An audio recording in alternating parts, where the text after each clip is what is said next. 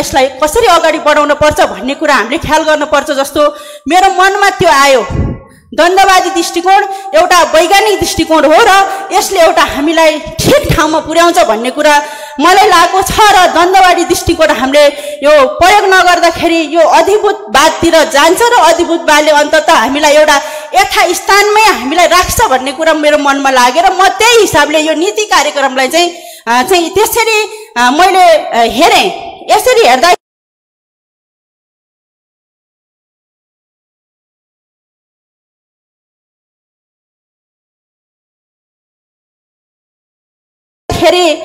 यो नीति कार्यक्रम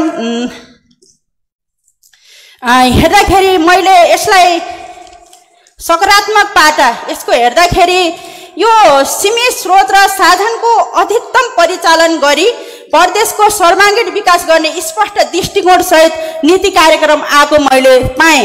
यस्तै गरी संविधानको भावना अनुरूप सहकारिता सह अस्तित्व र समन्वयको सिद्धान्त अनुसार आएको पनि मैले महसुस गरेँ। बजेटको सिद्धान्त र प्राथमिकताको आधारमा पनि यो आएको छ। मैले पढ्दाखेरि यो पनि मैले बुझेँ। कोभिड-19बाट प्रदेशवासीहरूको जीवन रक्षा गर्ने र महामारीबाट शिथिल भएको अर्थतन्त्रलाई चलायमान बनाउने मूल लक्ष्य लिएर पनि यो नीति कार्यक्रम आएको मैले देखेँ।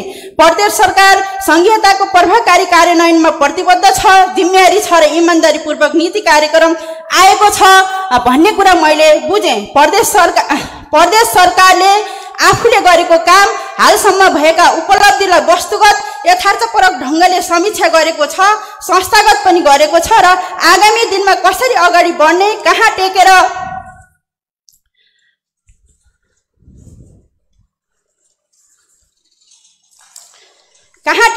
चाहिँ अगाडि बढ्ने भन्ने कुरा पनि चाहिँ यो छलाङको रूपमा चाहिँ नीति कार्यक्रम त्यसरी अगाडि बढ्न खोजेको चाहिँ मैले महसुस चाहिँ गरिराखेको छु। प्रदेश सरकारले यो कोभिड-19ले विश्वलाई समग्र क्षेत्रमा प्रभाव पारिरहेको बेला यो गण्डकी प्रदेश पनि अछुतो छैन र विशेष गरी मानव स्वास्थ्य, शिक्षा, कृषि लगायतका क्षेत्रमा प्राथमिकता राख्नुपर्ने नै थियो र यो आएको छ। पर्यटनलाई पनि यसले नीति कार्यक्रममा जोडेको मैले महसुस गरेको छु। एक निर्वाचन क्षेत्र, एक सडक, राजधानीदेखि स्थानीय तहका केन्द्र जोड्ने मोटरेबल पुल, झलुङ्गे पुल, खानेपानी, ऊर्जा लगायतका विषयलाई सम्बोधन गरेको छ र यो उज्यालो प्रदेशलाई पनि यसले समेटेर गएको मैले महसुस गरेको छु। समग्रमा यो प्रदेशको नीति कार्यक्रम एकदमै राम्रो छ। यसले पक्कै पनि हामीले लिएको गण्डकी प्रदेशलाई एउटा चाहिँ समृद्ध प्रदेश बनाउने कुरा, यहाँको जनतालाई सुखी बनाउने कुरा जो हामीले उद्देश्य लिएर चाहिँ अगाडि बढिराखेका छौँ, यो उद्देश्य पूरा गर्नको निम्ति यो नीति कार्यक्रमले चाहिँ एउटा प्रभावकारी भूमिका खेल्ने मैले चाहिँ महसुस गरेको छु। यसको निम्ति म प्रदेश सरकारलाई हृदयदेखि नै धन्यवाद दिन चाहन्छु, हार्दिक बधाई दिन चाहन्छु र शुभकामना पनि म तपाईहरुलाई चाहिँ दिन चाहन्छु। मैले यसरी नीति तथा कार्यक्रमको एउटा राम्रो पक्षको मैले यहाँ व्याख्या गरिरहँदा मैले केही सुझावहरू पनि तपाईहरुको बीचमा म राख्न चाहन्छु। हामीले अहिले यो प्रदेशको नीति तथा कार्यक्रममा राम्रा पक्षका कुरा गर्यौं, तर सुझावको रूपमा हामीले यो प्रदेश सरकारलाई एउटा राम्रो प्रदेश बनाउँछौं भनिरहँदाखेरि हाम्रो प्रदेशको स्रोत जुटाउने कुरामा हामीले ध्यान दिनुपर्ने हो कि भन्ने मलाई लागिराखेको छ।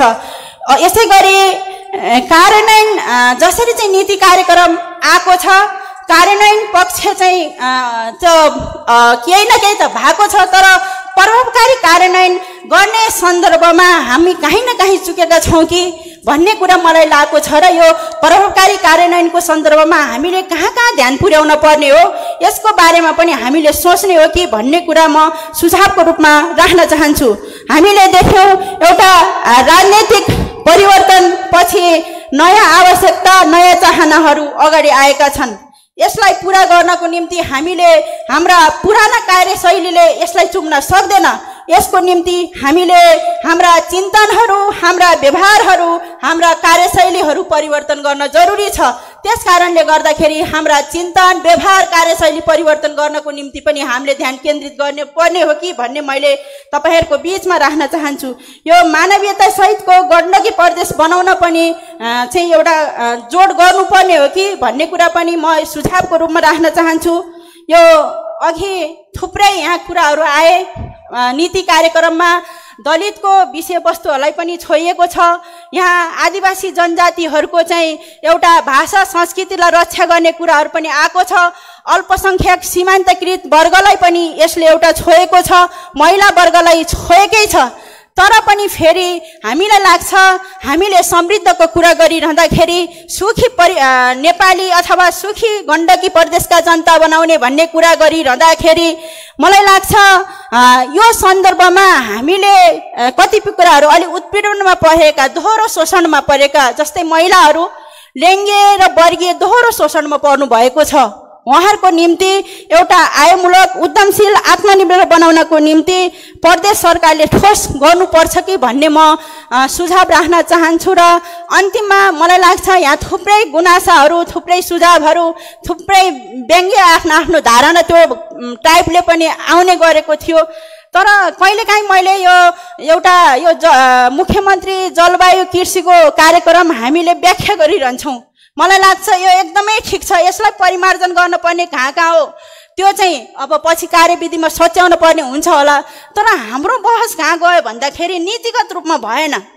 हामी यो मुख्यमन्त्री यो जलवायु मैत्री चाहिँ कार्यक्रम ल्याउँदा हामीले रोज्न पायौँ कि पाएनौँ, हामीले त्यसलाई चाहिँ निर्णय गर्न पायौँ कि पाएनौँ भन्ने खालको चाहिँ यो तर्कहरू आउने गर्छ कि नीतिगत रूपमा यो जलवायु परिवर्तन ठिक छ कि छैन, अथवा यसले के दिन खोजेको छ, यसले गण्डकी प्रदेशका किसान वर्गलाई चाहिँ माथि उठाउने कोसिस गरेको छ कि छैन भन्ने कुरा हाम्रो छलफलको ओरिएन्टेसन त्यता गएन।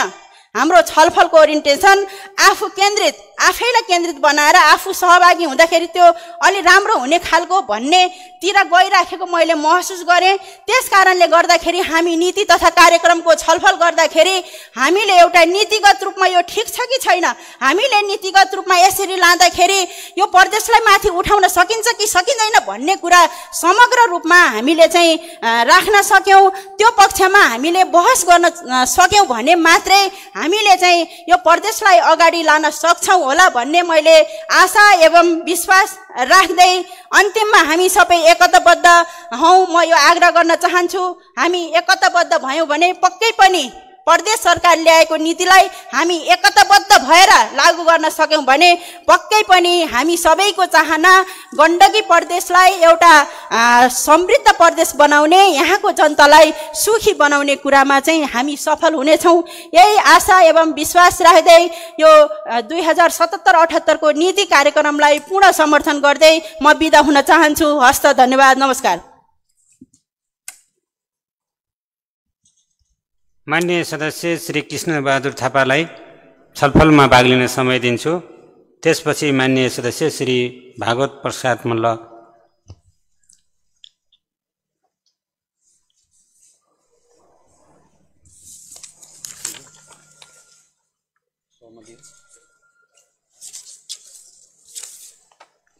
माननीय सभामुख महोदय,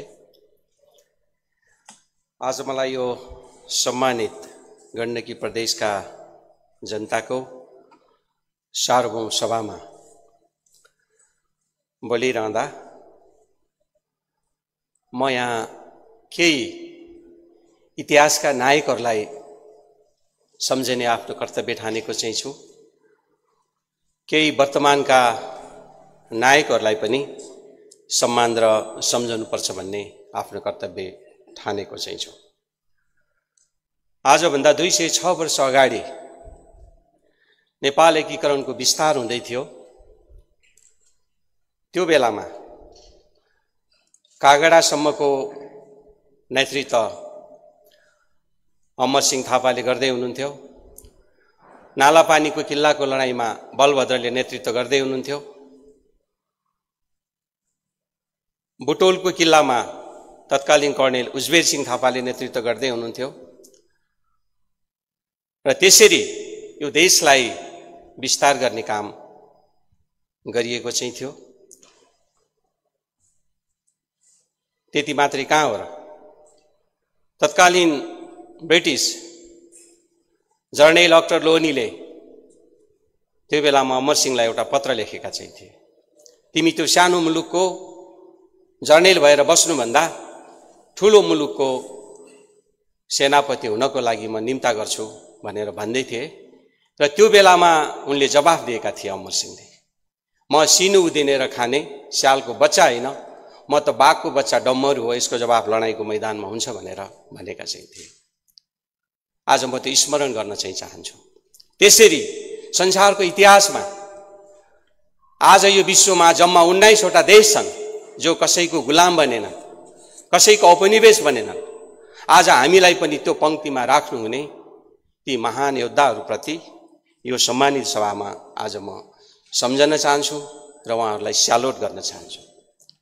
र वर्तमानको इतिहासको कुरा गर्ने हो भने आज 206 वर्ष पछाडि नेपालमा त्यो सपुत जन्म्यो र त्यो राष्ट्रवादी झण्डालाई, त्यो राष्ट्रियतालाई फेरि उजागर गर्यो र आफ्नो भूमि फिर्ता मात्रै होइन र आज नेपालको नयाँ नक्सालाई सार्वजनिक गर्यो। त्यो नायक भनेको यो देशको वर्तमान प्रधानमन्त्री केपी शर्मा ओली हुनुहुन्छ। उहाँप्रति पनि म यो सम्मानित सभामा सम्झन चाहन्छु र स्यालोट गर्न चाहन्छु। सभामुख महोदय, 2077-78 को नीति कार्यक्रम 18 गते हाम्रो प्रदेश प्रमुखजीले हाम्रो सामु भाषण गर्नुभयो, हामी सबैले सुन्यौं र आज निरन्तर तेस्रो दिनसम्म हामी लगातार यसमा छलफल चाहिँ गर्दै चाहिँ छौं। र यो नीति कार्यक्रमलाई अब सबैले आफ्नो ढंगले व्याख्या गर्न सकिन्छ, तर मेरो विचारमा यो एकदम वैज्ञानिक छ, जसलाई शब्दमा भन्नुपर्दा वास्तवमा हामीले आफ्नो ढंगले हेर्न चाहिँ सक्छौं। तर मलाई के लाग्छ भने यो हलोदेखि हाइड्रोसम्म यो नीति कार्यक्रमभित्र छ, जिरादेखि हिरासम्म पनि यो नीति कार्यक्रमभित्र चाहिँ छ। त्यति मात्रै होइन, मुख्यमन्त्रीज्यूले सत्ता पक्षका सभासदहरूलाई त सामूहिक रूपमा बोलाएर सल्लाह लिनुभएको थियो, तर हामीलाई थाहा छ प्रतिपक्षका सभासदज्यूहरूलाई त व्यक्ति बोलाएर धेरै सल्लाह सुझाव लिएर यो नीति कार्यक्रम ल्याउनु भएको छ। तसर्थ यो नीति कार्यक्रम पूर्ण रूपमा लोकतान्त्रिक छ र यो नीति कार्यक्रमले गणतन्त्र, संघीयता र समावेशिताको मर्मलाई यसले वास्तवमा आत्मसात गरेको चाहिँ छ र संविधानको मर्म अनुसार र यो नीति कार्यक्रम प्रदेशका सम्पूर्ण जनताहरूप्रति जवाफदेही बनेको चाहिँ छ।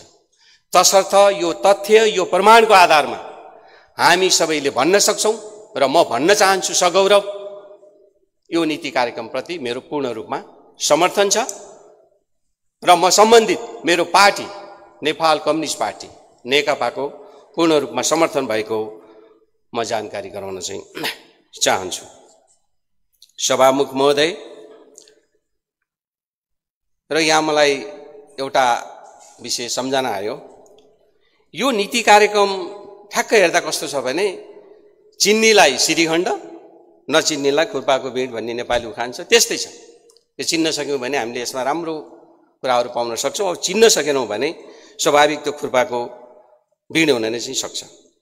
र यो नीति कार्यक्रममा लेखिएका विषयहरू यो केवल कोरा कागजमा लेखिएको मात्र अक्षर हैनन् सभामुख महोदय, बरु यो त गण्डकी प्रदेशको जनताको भाग्य र भविष्यको निर्माण गर्ने समग्र योजना हो भनेर हामीले भन्न सक्नुपर्छ, जसले सम्पूर्ण हामी सभासदहरूको एक खालको मनोबल बढाएको चाहिँ छ र यो प्रति हामीलाई धेरै आत्मीयता जगाएको चाहिँ छ।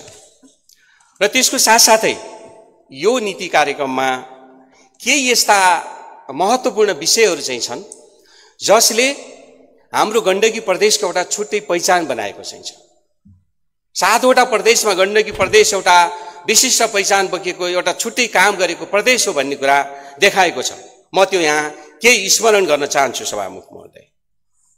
जस्तै 19 नम्बरमा प्रदेश सरकारको एक घर एक धारा, त्यस्तै गरेर 32 नम्बरमा प्रदेश मातहतका सबै अस्पतालहरूलाई भौतिक पूर्वाधार जनशक्ति विकास आधुनिक स्वास्थ्य उपकरणको व्यवस्था। 41 पेजमा चाहिँ गण्डकी प्रदेशका प्रशिक्षण प्रतिष्ठानको स्थापना, प्रदेश स्थानीय तहका पदाधिकारी कर्मचारीहरूको क्षमता अभिवृद्धि। 42 मा कोरोना उपचार कोभिड-19 को रोकथाम नियन्त्रण तथा उपचारमा संलग्न जनशक्तिलाई जोखिम बहस भत्ताको व्यवस्था। 42 मा लकडाउनको अवस्थामा अहिले मलाई स्मरण छ सभामुख महोदय, जुन बेलामा लकडाउन सुरु भएको थियो त्यो बेलामा बाहिर मान्छे निक्लिने अवस्था थिएन, डाक्टरहरू डराइरहेका थिए, तर एकमात्र गण्डकी प्रदेशको मुख्यमन्त्री सडकमा निक्लेर गाडीबाट सेनिटाइजर छर्काउँदै हुनुहुन्थ्यो र त्यसको साथसाथै लगत्तै हाम्रो प्रदेशले घोषणा गर्यो महानगरलाई 1 करोड, नगरपालिकालाई 10 लाख, गाउँलाई 5 लाख दिएर कुनै पनि जनताले भोकमरीको समस्या भोग्नु परेन। यसलाई पनि हामीले एक खालको स्मरण गर्न जरुरी छ, जुन कुरा 42 नम्बर पेजमा चाहिँ छ। त्यस्तै गरेर 36 नम्बरमा मुख्यमन्त्री जलवायु नमुना कृषि कार्यक्रम, जो 72 स्थानमा अहिले पनि काम भइरहेको चाहिँ छ। आजको भोलि 1 वर्षको दोस्रो वर्षमै सबै परिणाम आउँदैन, त्यसको परिणाम आउनको लागि केही समय लाग्छ, त्यो हामीले धैर्यतापूर्वक कुर्नुपर्छ। 47 पेजमा नेपाल सरकारले लिएको समृद्ध नेपाल सुखी नेपालको राष्ट्रिय सङ्कल्प अनुरूप प्रदेशले सन्तुलित र समन्वयिक समावेशी विकास गरी आर्थिक वृद्धि दर हासिल गर्ने हामीले 9% को आर्थिक वृद्धि दरको आकांक्षा राखेका चाहिँ थियौँ, तर यो हामी सबैको संसारकै दुर्भाग्य भएको चाहिँ छ। त्यो अनुसार हामीले अहिलेको यो अवस्थाले गर्दा चाहिँ गर्न नसक्ने, नत्र हामीले त्यो आर्थिक दर पुरा गर्न सक्ने अवस्था चाहिँ थियो।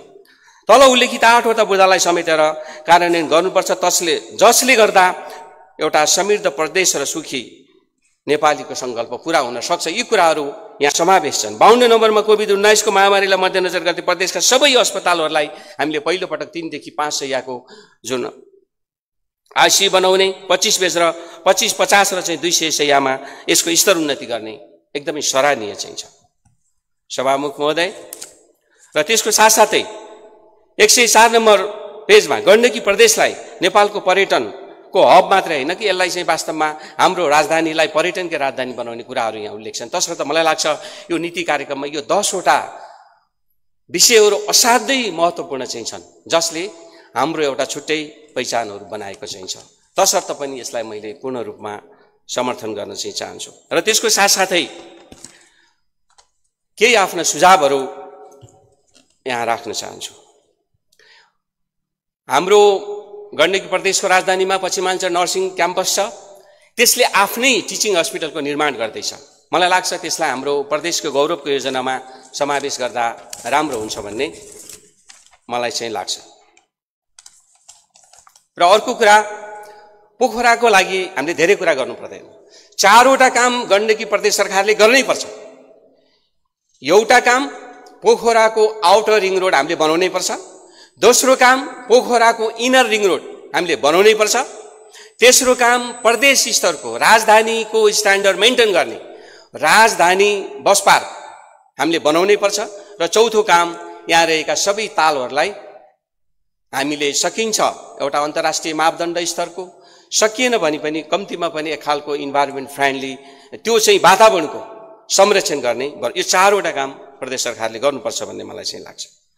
र अर्को कुरा, तेस्रो कुरा, हामीले अरूको क्षमता अभिवृद्धि त भनिरहेकै चाहिँ छौँ, त्यो एकदमै राम्रो हो, तर सबैभन्दा पहिलो कुरा आफ्नै प्रदेशका सभासदहरूको क्षमता अभिवृद्धि भएन भने धेरै काम नहुन पनि सक्छ। तसर्थ सबै सभासदहरूको क्षमता अभिवृद्धि गर्ने कार्यक्रम पनि समावेश गर्न जरुरी चाहिँ छ। मैले पटक पटक सदनमा उठाएको छु, जबसम्म त्यो कानुन बन्दैन तबसम्म म उठाइरहनेछु। नेपालमा भ्रष्टाचार होइन, कमिसन तन्त्र छ, हिजो थियो, आज छ, यो क्रान्तिकारी सरकार हो, तसर्थ कमिसन एक्ट बनाउनै पर्छ। त्यो एक्ट बनाएर त्यसलाई हामीले वास्तवमा कानुनको दायरामा ल्याउनुपर्छ। र अर्को कुरा, नीति कार्यक्रममा कोमागाने पार्क भनेर आएको थियो, कोमागाने पार्क होइन, त्यो नाम पनि कर्मचारीले लेखेको भए राम्रोसँग सोधेर आफूले नजानेहरूसँग सोधेर सच्याएर लेख्नु होला। कोमागाने पार्क होइन, पोखरा कोमागाने मितेरी पार्क हो, पोखरा कोमागाने फ्रेन्डसिप पार्क। त्यो 56 सालमा बनाएको, त्यो बनेकै पार्क हो। अब 20 वर्ष पछाडि आएर फेरि हामी चाहिँ तपाईँको त्यो वार्ड नम्बर 6 को अध्यक्षले गर्नुपर्ने काम हो त्यो। अर्काले बनाइदिएको पार्क पनि तताउन नसक्ने मान्छे के को वार्ड अध्यक्ष भएर बस्ने? अब हामीले बनाउने हो भने नाम सचाएर राम्रोसँग बनाऊ, मेरो सुझाव।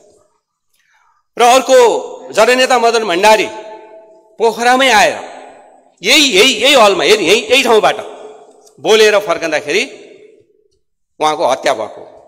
अब दुर्घटना होइन, त्यो हत्यै हो। त्यो ढिलो चाँडो छानबिन गरेर हत्यारा पत्ता लगाउनुपर्छ।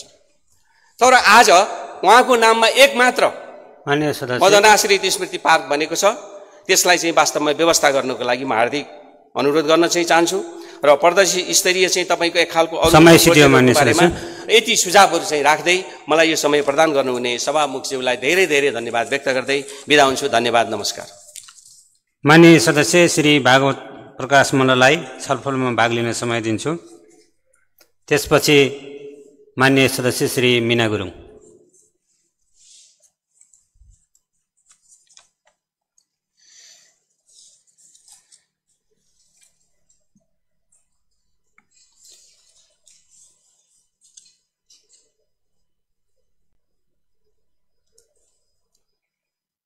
माननीय सभामुख महोदय, सर्वप्रथम यो अहिले विश्व कोभिड-19 महामारीमा यो विश्व र यो हाम्रो देश पनि गुज्रेको छ। यसमा मृत्युवरण गर्ने देश अथवा विदेशमा रहनुहुने संक्रमित सबै बिरामीहरूप्रति र मृत्यु हुनेप्रति हार्दिक श्रद्धाञ्जली अर्पण र बिरामीहरूप्रति शीघ्र स्वास्थ्य कामना गर्दछु। त्यस्तै हामीलाई यो व्यवस्थासम्म यहाँ पुर्याउनु हुने सम्पूर्ण शहीद महानुभावहरू अग्रज नेताहरूप्रति पनि सम्झन चाहन्छु। र सभामुख महोदय, यो 3 दिनदेखि यो आर्थिक वर्ष 77-78 को नीति कार्यक्रमको छलफलमा हामी छौँ र म केही आफ्नो भनाइ र सुझाव राख्न अनुमति चाहन्छु। माननीय सभामुख महोदय, प्रदेश सरकार बनेको 3 वर्ष पुग्यो र नीति तथा कार्यक्रम पनि 3वटै आए। पहिलो वर्ष पर्यटन आयो, दोस्रो वर्ष भौतिक पूर्वाधार र यस वर्ष चाहिँ प्रस्तुत भएको नीति तथा कार्यक्रममा स्वास्थ्यमा बढी जोड र कृषि भनियो।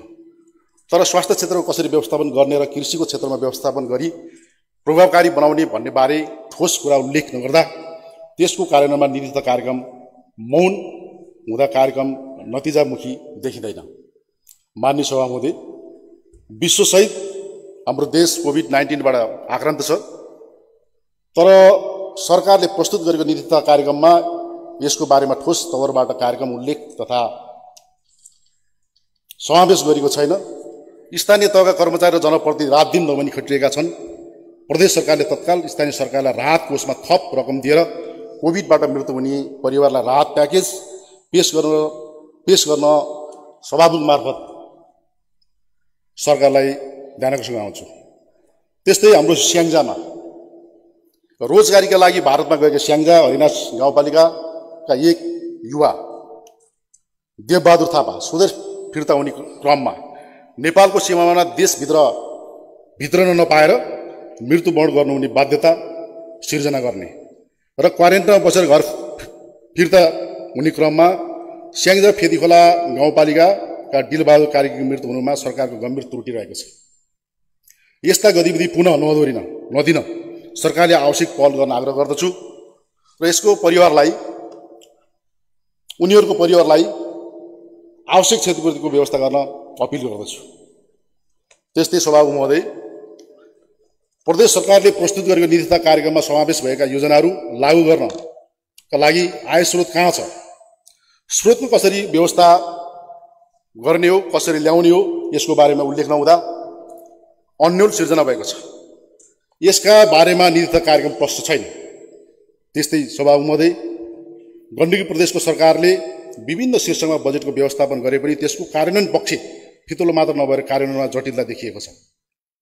सरकारको सार्वजनिक खरिद ऐन लम्बेदान भएकोले त्यसलाई सुधार गरेर विकास निर्माण अविलम्ब सुधार ल्याउन जरुरी देखिन्छ।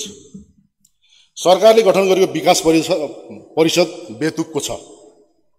कामलाई छिटो छरितो गर्नुको सट्टा सिंहदरबारको अधिकार दैलो दौडमा पुग्यो भन्ने काम केन्द्रमा केन्द्रित जस्तो देखिन्छ।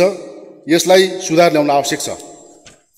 माननीय सभा महोदय, यो मुख्यमन्त्री जलवायु नमुना कृषि गाउँमा दक्ष जनशक्ति नहुँदा समस्या देखिएको छ।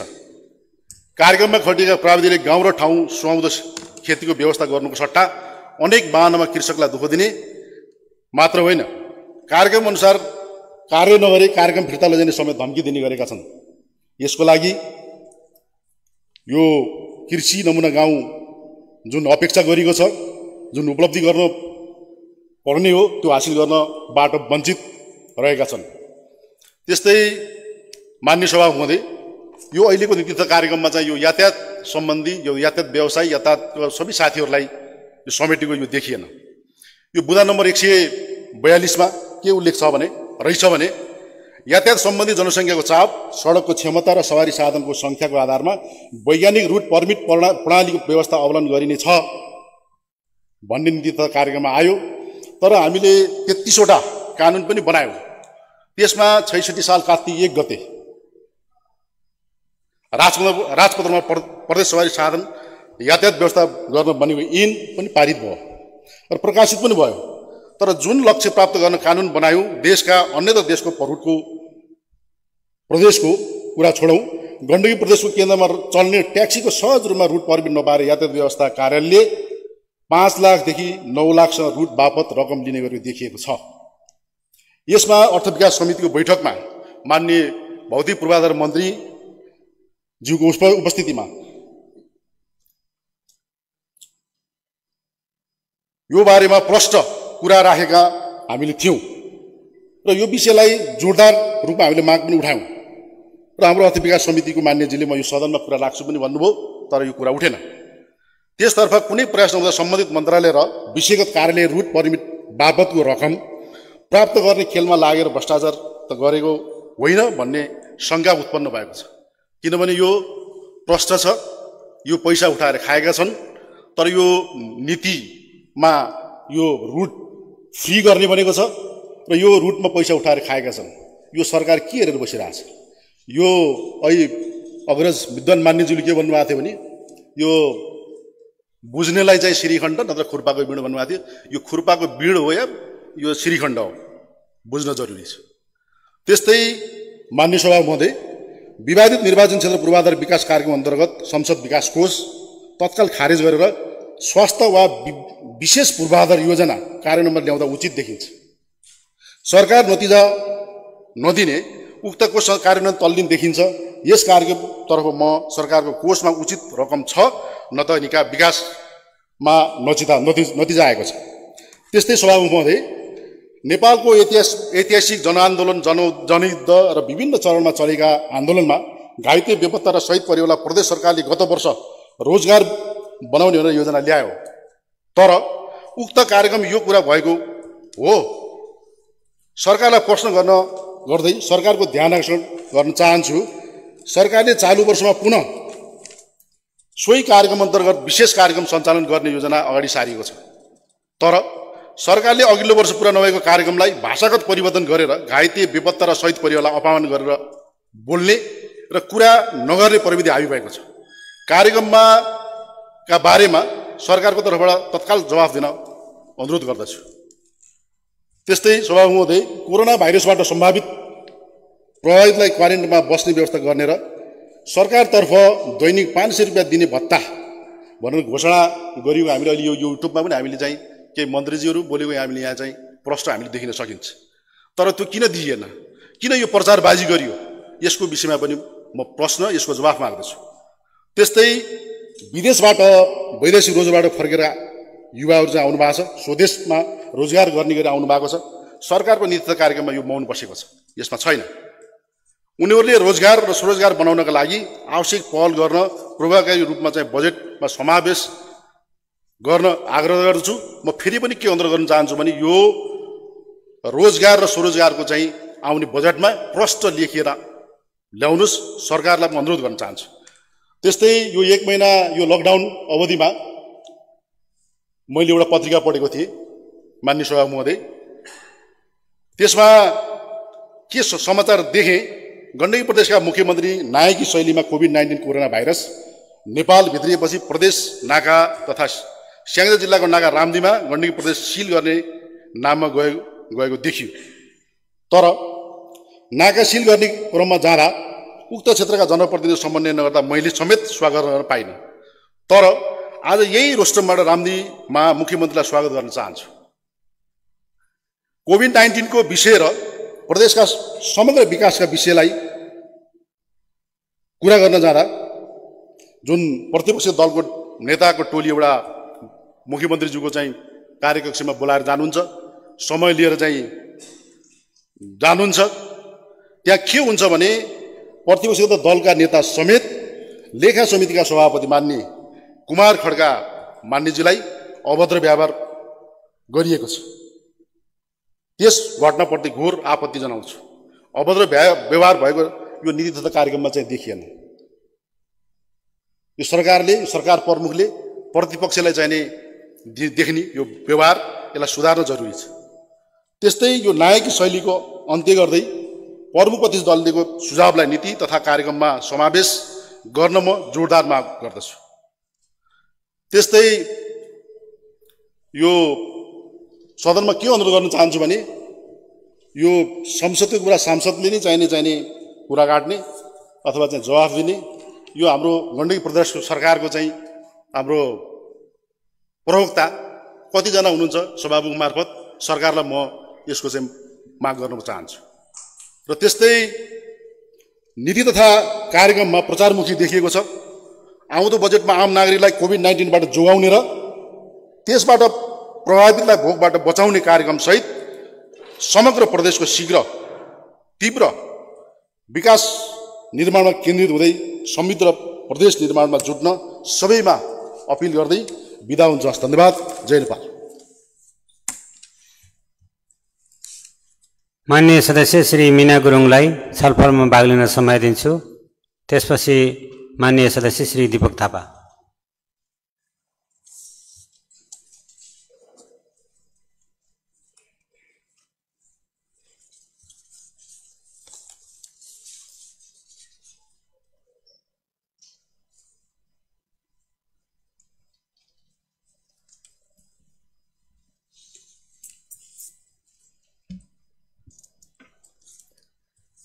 माननीय सभामुखज्यू, 2077 ज्येष्ठ 18 गतेका दिन माननीय प्रदेश प्रमुख श्री अमित शेरचनज्यूले प्रस्तुत गर्नुभएको आर्थिक वर्ष 2077-78 को नीति तथा कार्यक्रममा हामी यो छलफलमा जुटिरहेका छौँ। यो अवसर जुटाइदिनु भएकामा म मान्य सभामुखज्यूलाई हार्दिक धन्यवाद दिन चाहन्छु। प्रथममा देशका लागि युगान्तकारी परिवर्तनमा शहादत प्राप्त गर्नुहुने सम्पूर्ण ज्ञात अज्ञात अमर शहीदहरूप्रति हार्दिक श्रद्धाञ्जली अर्पण गर्दछु। यसैगरी शहीद बेपत्ता तथा घाइते परिवारप्रति सम्मानसहित शीघ्र स्वास्थ्य लाभको पनि म कामना गर्छु र कोरोनाको कारणले दिवंगत हुनुभएका सम्पूर्ण जनमा म हार्दिक श्रद्धाञ्जली अर्पण गर्छु र संक्रमित हुनुभएकाहरूको शीघ्र स्वास्थ्य लाभको पनि म कामना गर्छु। माननीय सभामुखज्यू, प्रदेश सरकारले यो असाधारण अवस्थामा पनि सन्तुलित र जीवन रक्षातर्फ उन्मुख नीति तथा कार्यक्रम तय गरेको छ। कोरोना महामारीबाट प्रत्येक नागरिकलाई सुरक्षित राख्न विगतमा बन्न नसकेका संरचनाहरू तयार गर्ने योजना कार्यक्रम यसमा उल्लेख छ र विश्वव्यापी रूपमा फैलिएको कोभिड-19 को महामारीबाट प्रदेशवासीको जीवन रक्षाका लागि माननीय मुख्यमन्त्रीको अध्यक्षतामा गठित उच्च स्तरीय निर्देशक समिति र कोभिड-19 क्राइसिस म्यानेजमेन्ट सेन्टरले नीतिगत निर्णय गरी स्थलगत निरीक्षण र अनुगमन र नेपाल सरकार स्थानीय तह र जिल्ला स्तरीय सीसीएमसीसँग आवश्यक समन्वय र सहकार्य गरी कोभिड-19 को रोकथाम, नियन्त्रण र उपचारको कार्यलाई प्रभावकारी व्यवस्था गरिरहेकै अवस्थामा हामीले यो भएन त्यो भएन, यो परम्परागत भयो, यो एउटा मानसिकताको प्रकाष्ठ हो कि परम्परागतै सोच हो कि भन्ने मलाई लागेको छ। र यति बेला कोरोना भन्दा खतरनाक चाहिँ एउटा मनोवृत्ति पनि उपज भएको मैले देखिरहेको छु, अनुभूति गरिरहेको छु। र आर्थिक मामिला तथा योजना मन्त्रीको संयोजकत्वमा कोभिड-19 रोकथाम नियन्त्रण तथा व्यवस्थापन सम्बन्धी समन्वय समिति गठन गरी कार्य भइरहेको छ। विश्वको भयावह स्थितिमा अदृश्य कोरोनालाई रोकथाम गर्न जादुको काम त पक्कै हुन सक्दैन मान्य सभामुखज्यू। कोरोना महामारीको कारणले शिथिल बनेको अर्थतन्त्रलाई यो नीति तथा कार्यक्रमले अक्सिजन प्रदान गरेको छ र महामारीको प्रकोपबाट बच्न घर फर्किएका नागरिकलाई स्वदेशमै रोजगारी सृजना गर्ने, कृषिमा उद्यमशीलताको विकास गर्ने, सहुलियत ऋण तथा अनुदानको व्यवस्था, रोजगारी गुमाएकाहरूलाई स्वरोजगार बनाउने, व्यावसायिक तालिम, ज्येष्ठ नागरिक, महिला उत्पीडित र अपाङ्गता भएकाहरूको सामाजिक सुरक्षा कोषको निरन्तरता प्रदान गरिरहेको कुराहरू हामी सबैले देखेकै छ, बुझेकै छ। विशेष संरक्षण गर्नुपर्ने वर्गमा सरकार सदैव साथ रहेको छ, रहनेछ। यो नीति तथा कार्यक्रमले कोही खाली बस्नु पर्दैन, सबै रोजगार बन्ने छन् भन्ने उद्देश्यले कृषि, पर्यटन, उद्योग, यातायात, निर्माण लगायतका व्यवसायलाई महामारीले पारेको असरका आधारमा क्षेत्रगत पुनरुत्थान विशेष कार्यक्रम सञ्चालन गरिने पनि भनिएको छ। यसै गरी अहिले यो जुन एक नम्बर बुदादेखि 186 बुदासम्म मैले सरस्वती अध्ययन गर्दा समृद्ध प्रदेश र सुखी नागरिक बनाउन जुन किसिमको आफ्नो दीर्घकालीन लक्ष्य प्राप्तिका लागि देशमा कोरोनाले मच्चाएको महामारी भित्रबाट पनि आफ्नो प्रबल आत्मविश्वासका साथ अगाडि बढेको यो नीति तथा कार्यक्रम सान्दर्भिक छ, असाध्यै वैज्ञानिक छ र यसमा मेरो पूर्ण समर्थन पनि छ र यसको लागि म हाम्रो सरकारलाई धन्यवाद दिन चाहन्छु। मान्य सभामुखज्यू, नीति तथा कार्यक्रम अमूर्त विषय हुन्। अब यसलाई प्राण भर्न बजेटको अहम भूमिका हुनुपर्छ र त्यस जुन किसिमको नीति तथा कार्यक्रम छ त्यसै मुताबिक हाम्रो बजेट विनियोजन गर्नुपर्छ भन्ने कुरामा हामी सबैको एउटा एकतापूर्ण धारणा पनि आएको छ। मान्य सभामुखज्यू, उडायो सपना हुरीले भने जस्तै उडायो सपना कोरोनाले हामी अति पीडादायी अवस्थामा अहिले गुज्रिरहेका छौँ। हाम्रो बन्न लागेको संरचना विकासका योजना, व्यक्तिका अनेक सपनाहरू कोरोनाले भत्ताभुङ्ग बनाएको छ। अब नीति तथा कार्यक्रममा बजेटप्रति हामी सबै जनताको, सम्पूर्ण हाम्रो नागरिकको ध्यान केन्द्रित छ। त्यसैले बढी होसियारीपूर्ण जनताको घाउमा मलम लगाउने कार्य हामी थाल्दैछौँ र यति बेला 5% ब्याजमा ऋण लगानी गर्ने सरकारको नीतिले उद्यमी व्यवसायी स्वरोजगारलाई सायद केही राहत हुन्छ भन्ने हामीलाई विश्वास छ र श्रमिक वर्ग जसले आफ्नो रोजी रोटी गुमाएर हातमुख जोड्न धौ परेको अवस्था छ, कर्मचारीलाई पारिश्रमिक नपाउने अवस्था छ, चैत्र महिनाको पारिश्रमिक पनि नपाएको र यसमा पनि हाम्रा शिक्षकहरू, यसै गरी औद्योगिक कल कारखानामा काम गर्ने हाम्रा मजदुरहरूको पारिश्रमिक दिलाउन हामी सबैको ध्यान केन्द्रित हुनुपर्छ र प्रदेश सरकार, स्थानीय सरकार र हाम्रो केन्द्र सरकारलाई म यसमा विशेष किसिमको जोड दिन चाहन्छु। मान्य सभामुखज्यू, कोरोनाबाट बस्न अपनाउनु पर्ने सबै उपाय अपनाउँदै अब हाम्रो मोडल पनि हामीले परिवर्तन गर्नुपर्छ। रोग ठुलो कुरा हो तर भोक सानो कुरा होइन। मान्य सभामुखज्यू, हामी ज्यादै गम्भीर मोडमा छौँ। सरकार आफ्नो बालुवामा बलबुतामा टेकेर लागेको छ तर पनि सबै व्यवस्था सोचे जस्तो हुन सक्दैन किनकि मानव भित्रका गलत सोच हाम्रा कारक तत्त्वहरू हुन सक्छन्। यो विषय परिस्थितिमा पनि जनता लुट्न चाहने बिचौलियाप्रति पनि हामी यति बेला सतर्कता अपनाउनु पर्ने स्थिति सृजना भएको छ। समुदायमा दैनिकी रूपमा खानुपर्ने तरकारीको भाउ दोब्बर बढेको छ। यसै गरी मान्य सभामुखज्यू, सरकारको अथाह मेहनतको साथ आएको नीति तथा कार्यक्रमले जुन किसिमको ठूलो मर्कामा परेका हाम्रा होटल, ट्रेकिङ, निजी विद्यालय, यातायात, स्वास्थ्य कर्मी, निर्माण लगायतमा काम गर्ने श्रमिकहरूप्रति नीति तथा कार्यक्रममा सम्बोधन भएको भए तापनि यो एकमुष्टमा आएको छ। अब विशेष बजेटले यसमा सम्बोधन होस् भन्ने मेरो विशेष आग्रह पनि छ, अनुरोध पनि छ। यसै गरी साना साना पेसा, व्यवसायी, स्वरोजगार, सौन्दर्य कर्मी र सरकारको स्वामित्वमा रहेका सरकारी कार्यालयमा दैनिक ज्यालादारीमा काम गर्ने श्रमिकहरूले कुनै ज्याला, राहत र काम नपाएको कुनै कुरा म यति बेला नीति तथा कार्यक्रमको यो छलफलमा हामी जुटिरहँदाखेरि म विशेष सरकारलाई अनुरोध गर्न चाहन्छु, यतातिर यहाँहरूको ध्यान केन्द्रित गर्न चाहन्छु। कोरोनाको यो महामारीमा अग्रपङ्क्तिमा काम गर्ने हाम्रा पत्रकार, कर्मचारी, जनप्रतिनिधि, राष्ट्र सेवक, सुरक्षाकर्मी, स्वास्थ्यकर्मी, चिकित्सक, एम्बुलेन्स चालकहरूको सुरक्षा त हामीले अपनाउनु पर्ने यो PCR को यो जुन किसिमको एउटा सुविधा छ यतातिर पनि सरकारको ध्यान जाओस्। विशेष गरेर हाम्रो पत्रकार साथीहरूको धेरै गुनासो पनि आइरहेको छ। उहाँहरूलाई पनि PCR बाट हामीले जाँच गराएर सुरक्षाको एउटा प्रत्याभूति गराउनु पर्छ भन्ने कुरा पनि म विशेष जोड दिन चाहन्छु। मान्य सभामुखज्यू, नीति कार्यक्रमलाई प्रभावकारी बनाउन आवश्यक बजेट तर्जुमा हुनुपर्ने कुरा त छँदैछ, तर अझै हाम्रो नीति तथा कार्यक्रमले सबै कुरा समेटेर सबै कुरा वैज्ञानिक ढङ्गले यहाँ व्याख्या गरिरहँदा पनि केही कुराहरू अझै विश्लेषणात्मक ढङ्गले हामीले लैजानुपर्छ। विशेष यसमा महिलाको कुरामा जुन सशक्तिकरण भन्ने शब्द हामीले देखेका छौँ र महिलालाई आय आर्जनमा जोड्नको लागि, महिलालाई विशेष किसिमको अहिले एउटा क्षमता वृद्धिका लागि हामीले यो वर्षको बजेटमा हामीले मन खोलेर आफ्नो बजेट तर्जुमा गर्नुपर्छ भन्ने मेरो अनुरोध छ। र अहिले मानव आश्रम जस्ता धेरै सेवा गर्ने एउटा वृद्ध ज्येष्ठ नागरिकको लागि र बेसहारा नागरिकको लागि जुन किसिमको एउटा घर, एउटा थलो, एउटा गृहको व्यवस्था गरेका त्यस्ता संस्थाहरूलाई हामीले विशेष किसिमले संरक्षण गर्नुपर्छ भन्ने पनि मेरो माग छ। र मान्य सभामुखज्यू, अहिले बजारमा, अहिले समाजभित्र, अहिले हाम्रो नागरिकहरूमा चर्को एउटा आवाज उठिरहेको छ, करको आवाज। कर उठाउनु पर्छ। समय अहिले कस्तो हो त, के हो त यो बेला? हामीले कर उठाउने जरुरी छ, कर उठाउनै पर्छ, तर यो उचित समय र उचित व्यवस्था नभएसम्म यो करको दायराभित्र र कर उठाउने विषयहरूलाई स्पष्ट रूपमा नीतिमा सरकारले ल्याउनुको साथै यसबाट हाम्रो सम्पूर्ण नेपाली नागरिकलाई, व्यवसायलाई, उद्यमशीलतामा लागेकाहरूलाई यसले चाहिँ हामीलाई जुन दिनुपर्ने किसिमको एउटा आश्वासन, एउटा राहतको कुराहरू पनि जोडेर आउनुपर्छ होला। र यसमा कर सम्बन्धी उठेका विभिन्न विवादास्पद कुराहरूमा चाहिँ सरकारले छिटै ध्यान पुर्याएर यो सम्बन्धी स्पष्ट नीति चाहिँ तय गरेर चाहिँ जनतालाई बुझाउनु पर्ने आवश्यक छ, किनकि करले चाहिँ अहिले यति बेला ज्यादै चाहिँ डर सिर्जना पनि भएको छ मान्य सभामुखज्यू। त्यसैले कर आवश्यक छ, तर स्थिति र समय उचित छैन, यतातिर ध्यान पुगोस् भन्ने म अनुरोध गर्न चाहन्छु। विशेष गरेर अहिले यति बेला मान्य सभामुखज्यू, बुदा नम्बर 62 मा सम्बोधन भएका सामाजिक सुरक्षामा आबद्ध गराइनेछ, ज्यालामा हुने लैङ्गिक विभेदलाई अन्त्य र कार्यस्थलमा हुने हिंसा न्यूनीकरण भन्ने जुन योगदान भन्ने शब्द नलेखेका हाम्रो शब्दहरू छन्, त्यसमा योगदानमा आधारित सामाजिक सुरक्षा भन्ने कुरा जोडिनु पर्छ भन्ने कुरा म विशेष जोड दिन चाहन्छु। योगदानमा आधारित सामाजिक सुरक्षा एउटा विशेष सुरक्षा हो। यसमा चाहिँ योगदान गरेका हुन्छन् श्रमजीवी वर्गले, त्यसैले यो व्याख्या चाहिँ सही ढङ्गले त्यहाँ आएको छैन। सामाजिक सुरक्षा मात्रै भनिनु चाहिँ त्यो श्रमजीवी वर्गको लागि न्यायसङ्गत हुन सक्दैन।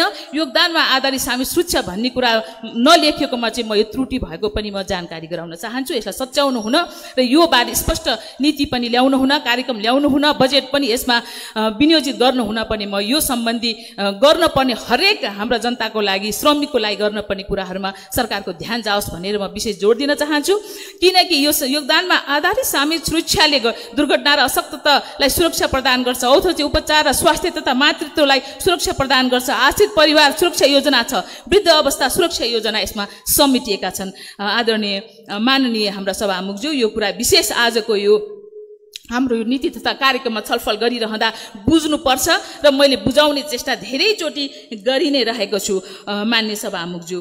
र अहिले यति बेला हाम्रा जुन महिला साथीहरू घर घरमा बसेर मानसिक रूपले र जुन किसिमको एउटा अशक्त अवस्थामा पुगेका छन्, महिलाहरू अहिले धेरै हिंसा र पीडामा परिरहेका छौँ र अनेकौँ नागरिकहरू अहिले विशेष गरेर चाहिँ यो आफ्नो आत्महत्या गर्ने घटनाहरू बजारमा आइरहेको छ। हामीले केही घटनाहरू सुन्दैछौँ समाचारबाट भने यतातिर पनि सरकारको ध्यान केन्द्रित हुनुपर्छ र मनोचिकित्साका हाम्रा त्यस्ता विधिहरू अपनाएर अब सरकारले चाहिँ जनतालाई विशेष किसिमको संरक्षण, राहत र सुरक्षा व्यवस्था गरिनुपर्छ भन्ने कुरामा जोड दिँदै मलाई यो बोल्ने अवसर दिनुभएकोमा फेरि एकपल्ट मान्य सभामुखलाई धन्यवाद दिँदै म आज्ञा चाहन्छु। नमस्ते। मान्य सदस्य श्री दीपक थापालाई छलफलमा भाग लिन समय दिन्छु। त्यसपछि मान्य सदस्य श्री मणिभद्र शर्मा।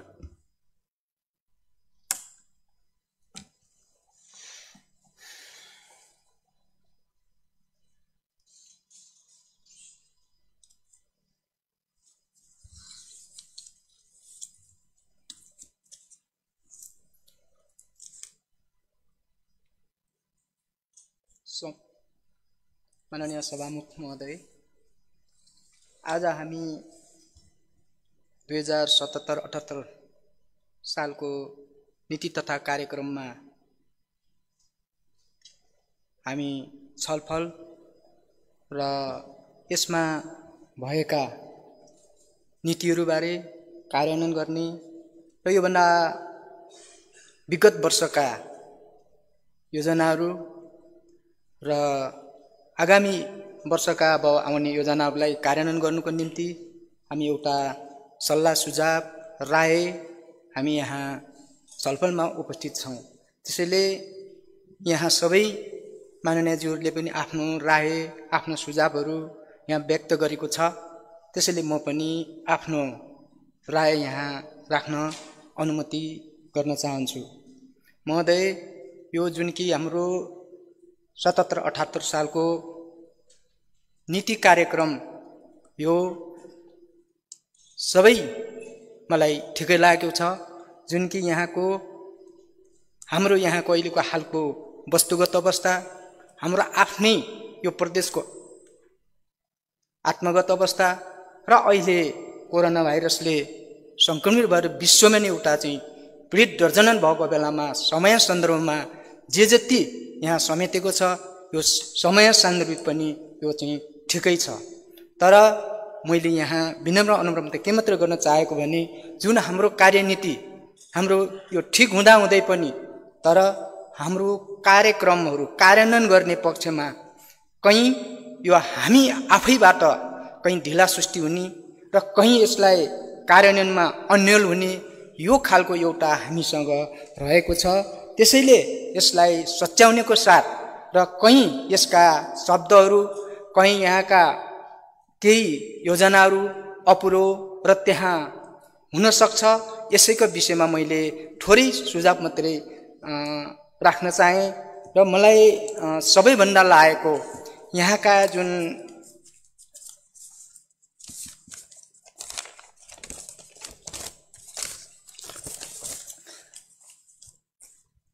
पहिलो कुरा त मलाई लागेको जुन कि हाम्रो यो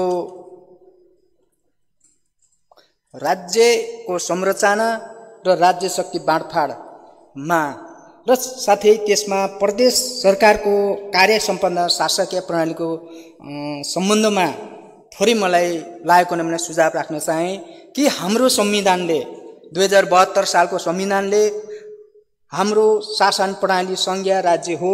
त्यसको शासकीय शक्ति केन्द्र र प्रदेश र स्थानीय तह बीच थारो दर्शा भर्टिकल विभाजन भएको छ।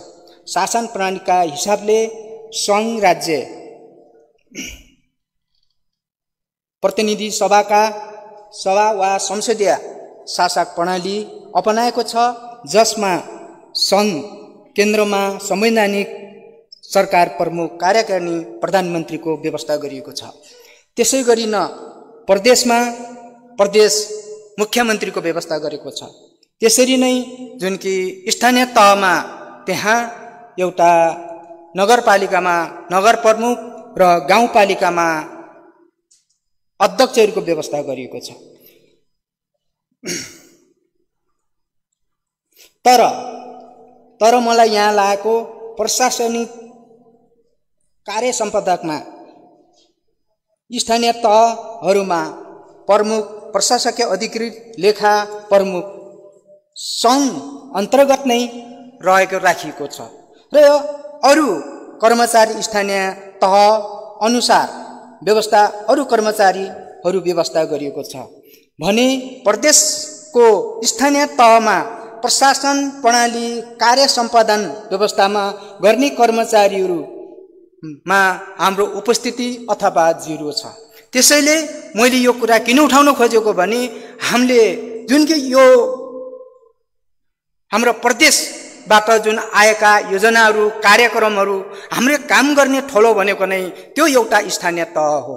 त्यसैले त्यसमा हाम्रो उपस्थिति यसो भइसकेपछि हाम्रो जति चाहिँ प्रतिफल लिनुपर्ने हो त्यो प्रतिफलकोमा पनि त्यति अभाव रहने र त्यसको सत्य तथ्यता त्यसको नहुने भएको हुनाले यसले संविधानमा गरे अनुसार यसको चाहिँ हाम्रो उपस्थितिको निम्ति पनि जरुर चाहिँ यसको व्यवस्था हुनुपर्छ भन्ने मैले यो सभा अथवा यो सदनमा यसको पनि एउटा बहस छलफल र हामीले सम्बन्धित निकायमा पनि पुर्याउने एउटा छलफल बहस हुनुपर्छ।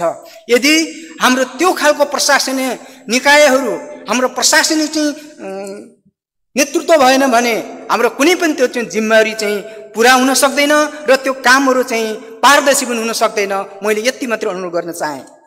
र यसै गरी अर्को कुरा मैले यही राखेँ कि प्रदेश सरकार र स्थानीय सरकार बीचमा समन्वय र सहकार्य गर्ने प्रदेशको आफ्नो नै समन्वयकर्ता अथवा प्रतिनिधि सकिन्छ 85 पालिकामा एक जना र सम्भव हुँदैन भने जिल्लासम्म यो हामीले उपस्थित गराउनुपर्छ। यसको पनि मैले छलफल र यसको यो खालको नीतिमा पनि यसलाई मिलेसम्म थप गरेर लानलाई मैले यहाँ अनुरोध गर्न चाहेँ र सबै चाहिँ यहाँ सदनमा राखेको छु। र योभन्दा अगाडि जुन कि जिल्लामा समन्वय चाहिँ एउटा भूमिका जिल्लालाई दिएको, जिल्लाको सभापति अथवा त्यहाँ दिएको छ र त्यसको चाहिँ सिधै त्यहाँको चाहिँ सबै जिल्लाको प्रमुख अथवा त्यहाँ सिडिओ हुन्छ। त्यस कारणले र त्यही खालको आधार हुन्छ र त्यसको कुनै अधिकार नभइसकेपछि हाम्रो त्यहाँ उपस्थिति त्यहाँ जिरो हुन्छ। त्यसैले जब तक यसरी नै हामीले यसरी लयौँ भने त्यस कारणले हाम्रो प्रदेशका जुन कि नीति कार्यक्रमहरू एउटा सुशासन दिने बेलामा अथवा म आर्थिक चाहिँ गर्ने बेलामा अथवा राजनीतिक कुरा गरौँ अथवा सामाजिक सुरक्षाको कुरा गरौँ अथवा अरू भौतिक निर्माणदेखि विकासको कामहरूले यसले ठिक ढङ्गले यसको चाहिँ अनुगमन र यसको निमाङ्गन र यसको चाहिँ एउटा जुन यो प्रदेशको कामको लक्ष्यहरूको यो कामको यो रिपोर्टहरू यो चाहिँ यथार्थ आउने सजिलो हुन्छ जस्तो मलाई लाग्छ। र यसै आधारमा अब मलाई लागेको फेरि यही चाहिँ जिल्लाका जुन सिडिओहरू अब माथिबाट आएको हुन्छ र हामीसँग कुनै पनि त्यसको नियमन गर्ने हाम्रो अधिकार हुँदैनन्। त्यसो भएको हुनाले भोलि कम्तीमा पनि कार्य सम्पादनमा थोरै हाम्रो पनि त्यहाँ केही न केही राखेको भए सजिलो हुन्थ्यो कि सरुवा बढुवा त माथिकै कुरै भयो कम्तीमा सरुवा र कम्तीमा नै त्यहाँको चाहिँ कार्य सम्पादनसँग मूल्याङ्कन गर्ने सम्म यदि चाहिँ यो प्रदेशलाई त्यो खालको अधिकारहरू त्यो खालको चाहिँ कार्यसूचीमा राख्न पाएको भए राम्रो हुन्थ्यो होला। त्यसले चाहिँ सुचारू रूपले र सही किसिमले यो चाहिँ जुन प्रदेश सरकार चल्थ्यो होला भन्ने मेरो एउटा राय चाहिँ राख्न चाहेँ।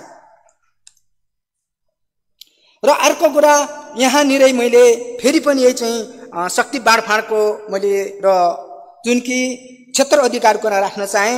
प्रदेश माननीयहरू सदस्यहरूलाई प्रदेशका सबै विकास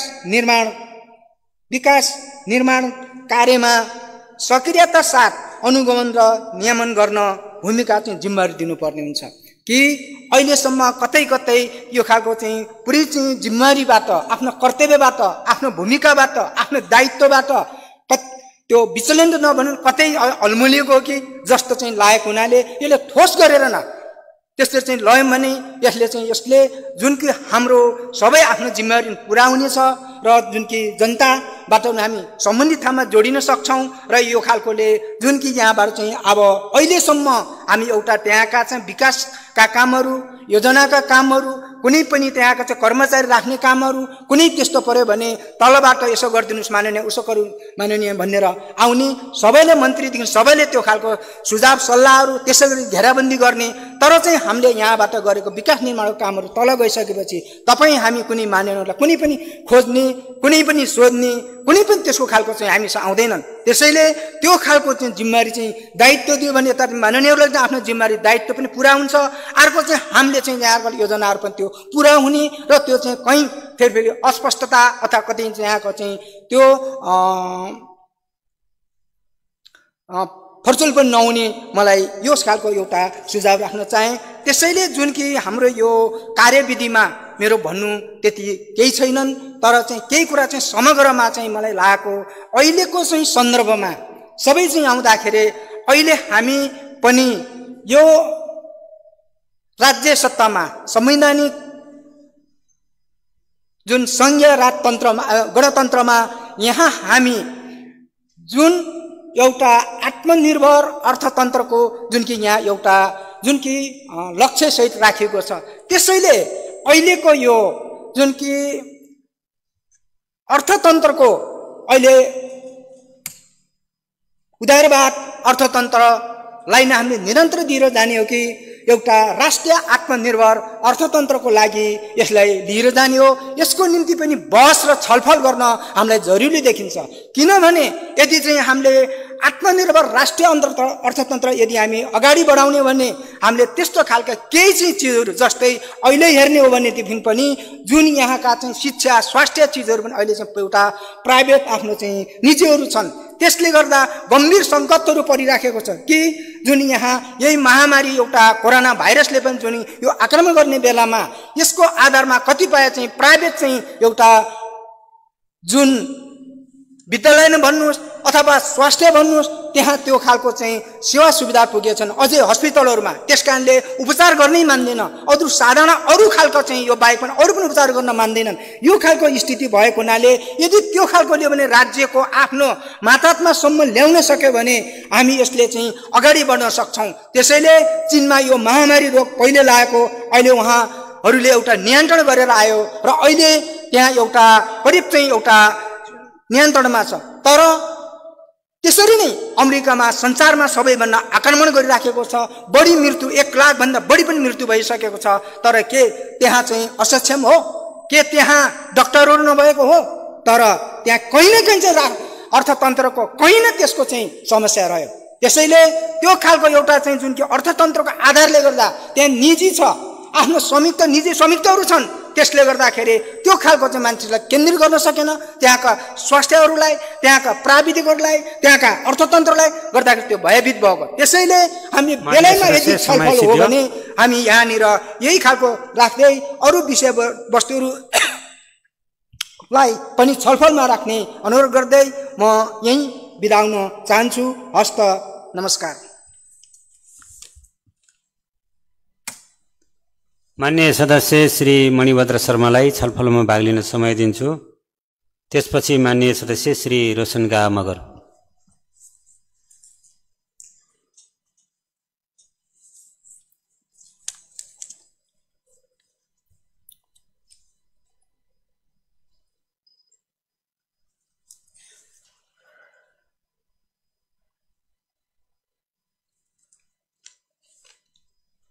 माननीय सभामुख महोदय,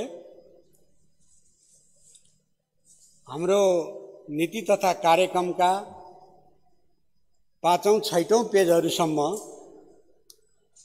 अलिअलि समीक्षा, अलिअलि राजनीति कुरा त्यहाँ भेटियो र ती विषयवस्तुले वक्ताहरूको ध्यान पनि आकर्षण गर्यो र मैले त्यसको सन्दर्भमा अलिकति बोल्न मन लाग्यो। नेपाली कांग्रेसको संस्थापक नेता बीपी कोइरालाले 15 देखि 17 सालसम्मको 18 महिने शासनकालमा इन्डियाको नेहरू र चीनको चाउएनलाई र माओ सेतुङलाई हाम्रा देशमा उनीहरूले गरेका ज्यादतीका विरुद्ध असाध्य सक्षम तरिकाले असाध्य कूटनैतिक सफलताका माध्यमबाट नेहरूलाई नेपालको उत्तरी सीमामा हाम्रो पनि हो भन्ने भावको विरुद्ध सदनमा खण्डन गर्न बाध्य तुल्याउने काम र चाउएन र माओ सेतुङलाई सगरमाथा नेपालको हो भन्न लगाउने र मुस्ताङमा मारिएका सुब्दारको क्षतिपूर्ति दिलाउने काममा सहमत गराउने सफलता प्राप्त गरेको बीपी कोइराला फेरि इन्डियाले चाहिँ निर्वासनमा बस्दाखेरि पनि यसले चाहिँ जे भन्यो त्यही मानेन भनेर नेपालमा फर्कन बाध्य तुल्याएको, राष्ट्रियताको सवालमा अडान राख्यो भनेर बाध्य तुल्याएको बीपी कोइराला र उहाँकै नातिनी मनिषा कोइरालाले अहिले फेरि राष्ट्रियताको सवालमा अडान राखे बापत इन्डियाबाट लखेटिन परेको स्मरण गर्दै 2017 सालपछि राजा महेन्द्र र डिएन एडिटबाटी कम्युनिस्टहरूको एउटा साँठगाँठमा कांग्रेसका विरुद्ध एउटा अभियान चलाइएको थियो। त्यो अभियानको एउटा सानो झिल्को यस प्रदेश सभामा पनि झिल्क बल्यो। त्यसमा मैले नेपाली कांग्रेस जस्तो पार्टीका बारेमा त्यस्तो हल्का फुल्का ढंगले नबोल्दिन अनुरोध गर्दै आफ्ना कुरालाई अगाडि बढाउन चाहन्छु। कोरोनाको विरुद्धमा लकडाउन बाहेकका अरू थुप्रै कुराहरूमा होस पुर्याउन सकिएन। मेरो बागलुङबाट बेल्जियमबाट आएका 2 जना दिदीबहिनीहरू काठमाडौँमै चेक जाँच गरिएको भए बागलुङमा हामीले त्यो तरास भोग्न पर्दैन थियो।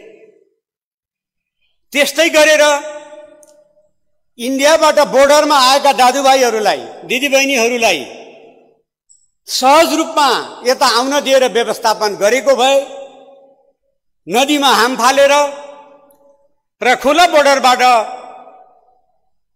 फेरि भित्र अवैधानिक बाटोबाट भित्र पसेर हामीलाई ट्रेसिङ गर्न अप्ठ्यारो हुने गरी जुन समस्या सिर्जना भयो, जसका कारणले एउटै घरमा 15-16 जना मान्छेसम्म संक्रमित भए र तराई क्षेत्र अहिले तबाह भएको छ। त्यो काम पनि सरकारको हुस्सुपो नै हो भन्ने सबै मान्छेले बुझेका छन्। त्यस्तै गरेर अहिले पनि फेरि बाटो त ल आउ त नि आऊ, अब नेपाली दाजुभाइलाई आउन दिन्छौँ भन्न त भन्यो। नेपाली काङ्ग्रेसले 2-3टा वक्तव्य जारी गर्यो, नेपाली दाजुभाइहरूलाई सहज रूपमा आउन दिनुपर्छ र व्यवस्थापन गर्नुपर्छ भनेर। त्यो कुरा अहिले सरकारले स्वीकार त गर्यो, तर फेरि क्वारेन्टाइनमा व्यवस्थापन गर्न सकेको छैन। क्वारेन्टाइनै आफै संक्रामक उद्योग बन्न पुगेको छ। त्यो पनि गर्व गर्न लायक कुरा हो कि होइन, हुस्सुपन हो कि होइन, हामीले त्यसको जिम्मा लिने कि नलिने सरकारले, यी पक्षहरू आज यहाँ बोल्न बाध्य भइएको छ। नीति तथा कार्यक्रमले यस्ता पक्षहरूलाई गम्भीरताका साथ लिएको छैन। आज इन्डियाबाट मानिसहरू आइरहँदा बागलुङको एउटा वार्डमा आज बिहान मैले सम्पर्क गरेको थिएँ, 300 जना मान्छे क्वारेन्टाइनमा छन्। एउटा वार्डले, एउटा गाउँपालिकाहरूले सक्छन् त्यस्तो व्यवस्थापन गर्न? तिनको सङ्घीय सरकारले, प्रदेश सरकारले के नीति र कार्यक्रम मार्फत ती पालिका सरकारहरूलाई मनोबल बढाइदिन्छ? यहाँ यी नीति तथा कार्यक्रममा त्यस्ता कुराहरू स्पष्ट आउनु पर्दथ्यो। यो कोरोनाको विरुद्धको अभियान मुख्य गरेर नीति केन्द्रले बनाएको छ, सङ्घीय सरकारले बनाएको छ। प्रदेश सरकारको नीति, पालिका सरकारका नीतिहरू कार्यान्वयन भएका छैनन्। लकडाउन गर्ने केन्द्रले भन्यो गर्ने, नगर्ने। यहाँ हाम्रो कुनै नीति, कुनै आफ्नोपन खासै रूपमा केही देखिएको छैन। यो सन्दर्भलाई हामीले ध्यान दिएर भन्नुपर्दा हामी केन्द्रतिरै मुख ताकेर बोल्नुपर्ने भएको छ। सुरुमै महामारीको विरुद्ध, कोरोना महामारीको विरुद्ध सामग्री जुटाउने अभियानमा सामग्री खरिद गर्दै भ्रष्टाचारको गन्ध आयो। भ्रष्टाचार त भएकै छ कि भनेर सरकारले स्वीकार पनि गर्यो। तिनीहरूलाई अलिकति बाहिर बसाए पनि भन्यो, तर कारबाही गर्दैन। त्यहाँबाट के प्रभाव पर्यो मानिसलाई भने सरकारले राजकोष खडा गर्यो, तर जनताले उत्साहित भएर त्यो राजकोषमा पैसा हाल्न चाहेन। यो लापरवाही हो कि होइन? यस्तो लापरवाहीबाट हामी बस्न सकिन्छ कि सकिँदैन? यो पक्ष हामी बाध्य भएर आज बोल्न परेकै छ। सर्वदलीय सर्वपक्षीय संयन्त्र बनाएर यो महामारीका विरुद्ध लडौँ भनेर पूर्व प्रधानमन्त्रीहरू, नेपाली काङ्ग्रेसको केन्द्रीय सभापति शेरबहादुर सहितका पूर्व प्रधानमन्त्रीहरू प्रधानमन्त्रीलाई भेट्न गए। उहाँलाई उपहास गरेर पठाइदिनु भयो। यो महामारी राष्ट्रिय सङ्कट हो भन्ने कुरा सबैले बुझेका थिए। त्यो राष्ट्रिय सङ्कटमा सबैलाई साथ लिएर जानुपर्छ भन्ने कुरा महसुस नगर्दै पनि नेपाली काङ्ग्रेस पार्टीले यो महामारीमा पूर्ण रूपमा सरकारलाई साथ दिइरहेको छ र यहाँको प्रदेश सरकारलाई हामीले यो समस्यामा जुझ्नका लागि केही सुझावहरू लिखित रूपमा पनि 2 पटक दिइसक्यौं र आज राहत उपलब्ध गराउने जुन कोष हो त्यो कोषमा मान्छे त उत्साहित भएनन्। राहत वितरणमा सर्वपक्षीय सर्वदलीय संयन्त्र पनि भएन। अनि जो मानिसहरूले स्वैच्छिक रूपमा राहत वितरण गर्न, खान नपाएका भोकाहरूलाई अन्नदान गर्न, भात पकाएर खुवाउन थाले, तिनलाई पनि फेरि प्रहरी लगाएर थुन दिने धम्की गयो। नेकपाका कार्यकर्ताहरूले लाठी लिएर तेरा खुट्टा भाँचिदिन्छ भन्न कार्यकर्ताहरूलाई र दानदाताहरूलाई तर्साउने काम भयो। अर्कोतिर फेरि नेकपाका कार्यकर्ताहरू काँधमा पिठुमा बोरा बोकेर फेसबुक अभियान पनि चलाउन चुक्नु भएन। यस्तो पनि विधिति हामीले भोग्नै पर्यो। त्यसका बारेमा पनि नीति तथा कार्यक्रमले समीक्षात्मक टिप्पणी गरिदिएको भए चित्त बुझ्थ्यो होला।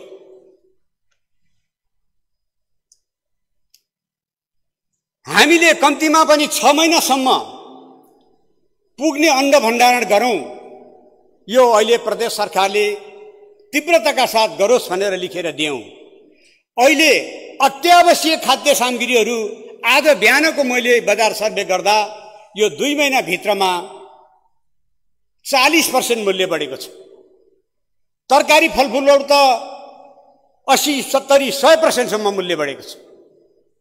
हामीले त्यो भण्डारणको व्यवस्था गरेको भए र त्यता हामी चनाखो भएको भए यो मारबाट जनतालाई बचाउन सक्थ्यौँ कि हामीले त्यहाँ होस पुर्याएनौँ कि भनेर आत्मसमीक्षा गर्ने कि नगर्ने। नीति तथा कार्यक्रमले अब भोलिका दिनमा पनि हामी यी समस्याहरू आउँदैछन्, अझ विकराल बन्ने हो कि भन्ने डर छ र त्यो त्यसतर्फ चनाखो र होसियारी भएको छ कि छैन। मैले धेरै पटक भन्ने गरेको छु, अघिल्ला बैठकहरूमा भन्ने गरेको छु, हामीले उद्योग धन्दा चलाउनका लागि लागत, उत्पादन लागत कम गराउने कुरामा हाम्रो चिन्ता जानुपर्छ। आज नेपालका सबै मानिसहरूले उत्पादनतिर होइन व्यापारतिर ध्यान दिइरहेका छन्। सरकारले व्यापारतिर ध्यान दिइरहेको छ, पुलिस आर्मी व्यापारतिर ध्यान दिइरहेको छ, तर उत्पादनतिर ध्यान दिएको छैन। किन दिएको छैन भने यहाँको उत्पादन लागत बढी छ र चीन, भारत लगायतका अरू देशसँग प्रतिस्पर्धा गर्न सकिरहेका छैनौँ। त्यसलाई उत्पादन लागत कम गराउने हाम्रो नीति तथा कार्यक्रम कहाँ छ? कुन बुँदाले त्यो कुरा पस्टाएको छ? त्यतातिर हामीले चिन्ता गर्ने कि नगर्ने? हामी आत्मनिर्भर बन्ने हो भने त्यसतर्फ हाम्रो चिन्तन हुनु जरुरी छ कि छैन? त्यो पनि देखिएन। हाम्रो वैदिक विज्ञानले गाई गोरुको दिशा पिसाबबाट फलेको अन्न खाएको मान्छे स्वस्थ हुन्छ र सन्तुलित बुद्धिको हुन्छ भनेको छ। र अहिले हामीले कृषि नीतिको कुरा गर्दा, कृषि उत्पादन बढाउने कुरा गर्दा पशुपालन र कृषिलाई एकीकृत रूपमा सँगै लिएर जानुपर्दछ र कृषकहरूलाई निर्ब्याजी ऋण दिनुपर्छ, कम्तीमा पनि 5 वर्षको लागि। कम्तीमा पनि 5 वर्षको लागि निर्ब्याजी ऋण दिनुपर्छ, ताकि हामीले अन्न र खाद्य तरकारी फलफुल इन्डिया र चीनबाट झिकाउन नपरोस् र इन्डिया र चीनबाट खाद्यान्न र अन्न तरकारी फलफुल झिकाउँदाखेरि चाहिने विदेशी मुद्रा पनि अहिले सरकारलाई समस्या परिरहेको छ। त्यो समस्याबाट पनि हामी साथसाथै बच्छौँ, रोजगारी पनि हुन्छ। यसतर्फ कार्यक्रम र नीतिले बोल्छ, आम जनताले बुझ्ने गरी बोल्छ। विशेष भनेको बुझ्छन् जनताले। यी कुराहरू चाहिँ स्पष्टिन जरुरी छ। यो नीति तथा कार्यक्रममा स्पष्ट रूपमा आएनन्। स्वास्थ्य क्षेत्रलाई क्युरेटिभ पक्षमा ध्यान दिन जरुरी छ। उपचारात्मक पक्षलाई ध्यान दिन जरुरी छ। यसको साथसाथै प्रिभेन्टिभ र इम्युनिटी पावर बढाउने पक्षमा हामीले ध्यान सँगसँगै दिनुपर्छ। रोगै नलाग्ने वातावरण बनाउने प्रिभेन्टिभ उपाय र रोग आइहालेहरू पनि रोगसँग लड्ने क्षमता बढाउने उपायका बारेमा पनि नीति तथा कार्यक्रममा बोलिदिनु पर्थ्यो। यो कार्यक्रम अहिले आजसम्मको अवस्था हेर्दाखेरि यो प्रिभेन्टिभ र इम्युनिटी पावर बढाउने पक्षलाई आयुर्वेद पक्षलाई जिम्मा दिनुपर्छ।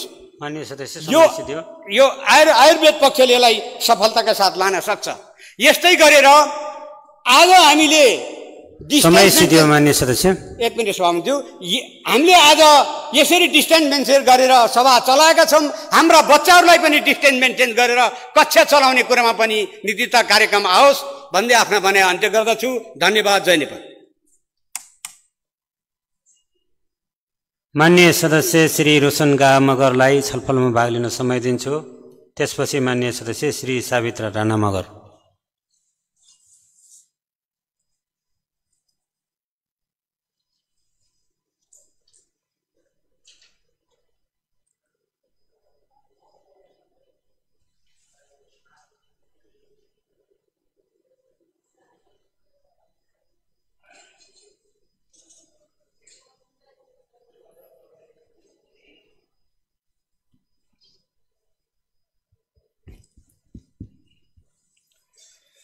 मान्य सभामुखज्यू,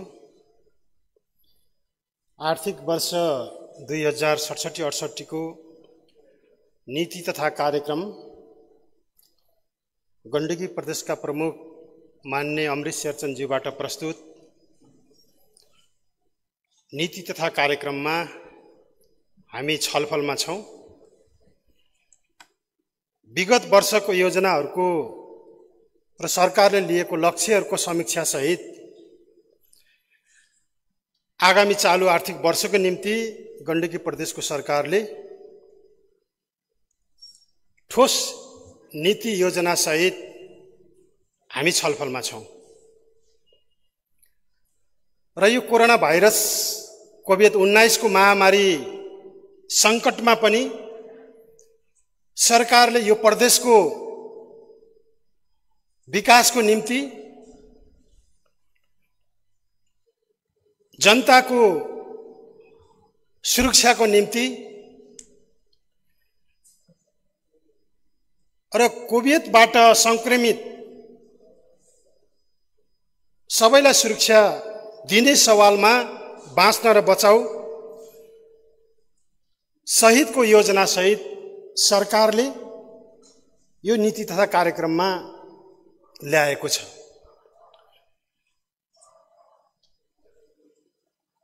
गण्डकी प्रदेश सरकार, नेपाल सरकार स्थानीय तहसँग समन्वय सहकार्य गर्दै प्रदेशको विकासको गतिलाई अगाडि बढाउने,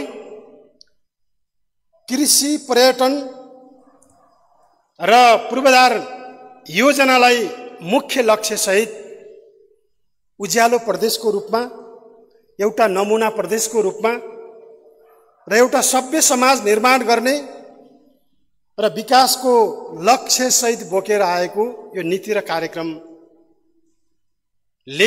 प्रष्ट पारेको छ। सरकारले पनि यो नीति र कार्यक्रमलाई सरल ढङ्गबाट सर्वसाधारणले पनि बुझ्न सक्ने खालको नीति तथा कार्यक्रम ल्याएको छ। म सरकारलाई सर्वप्रथम म धन्यवाद दिन चाहन्छु।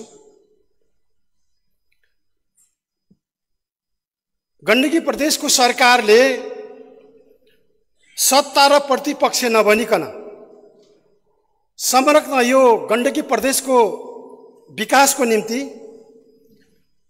जनताको भावना अनुरूप जनताको अति आवश्यक समस्यालाई पहिचान गरेर र जनताको मन छुने र दीर्घकालीनसम्म त्यो योजनाले प्रभाव पार्ने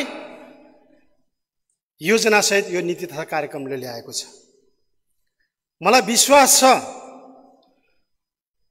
प्रतिपक्षमा रहेका साथीहरूले पनि यो नीति र कार्यक्रमलाई समर्थन गर्नुहुनेछ भन्ने मैले विश्वास र म विश्वस्त छु। तर धेरै मान्य सदस्यज्यूहरूले यहाँ भर्खर पनि भन्नुभयो कि यति साह्रै त नबोल्नुहोस् है भनेर।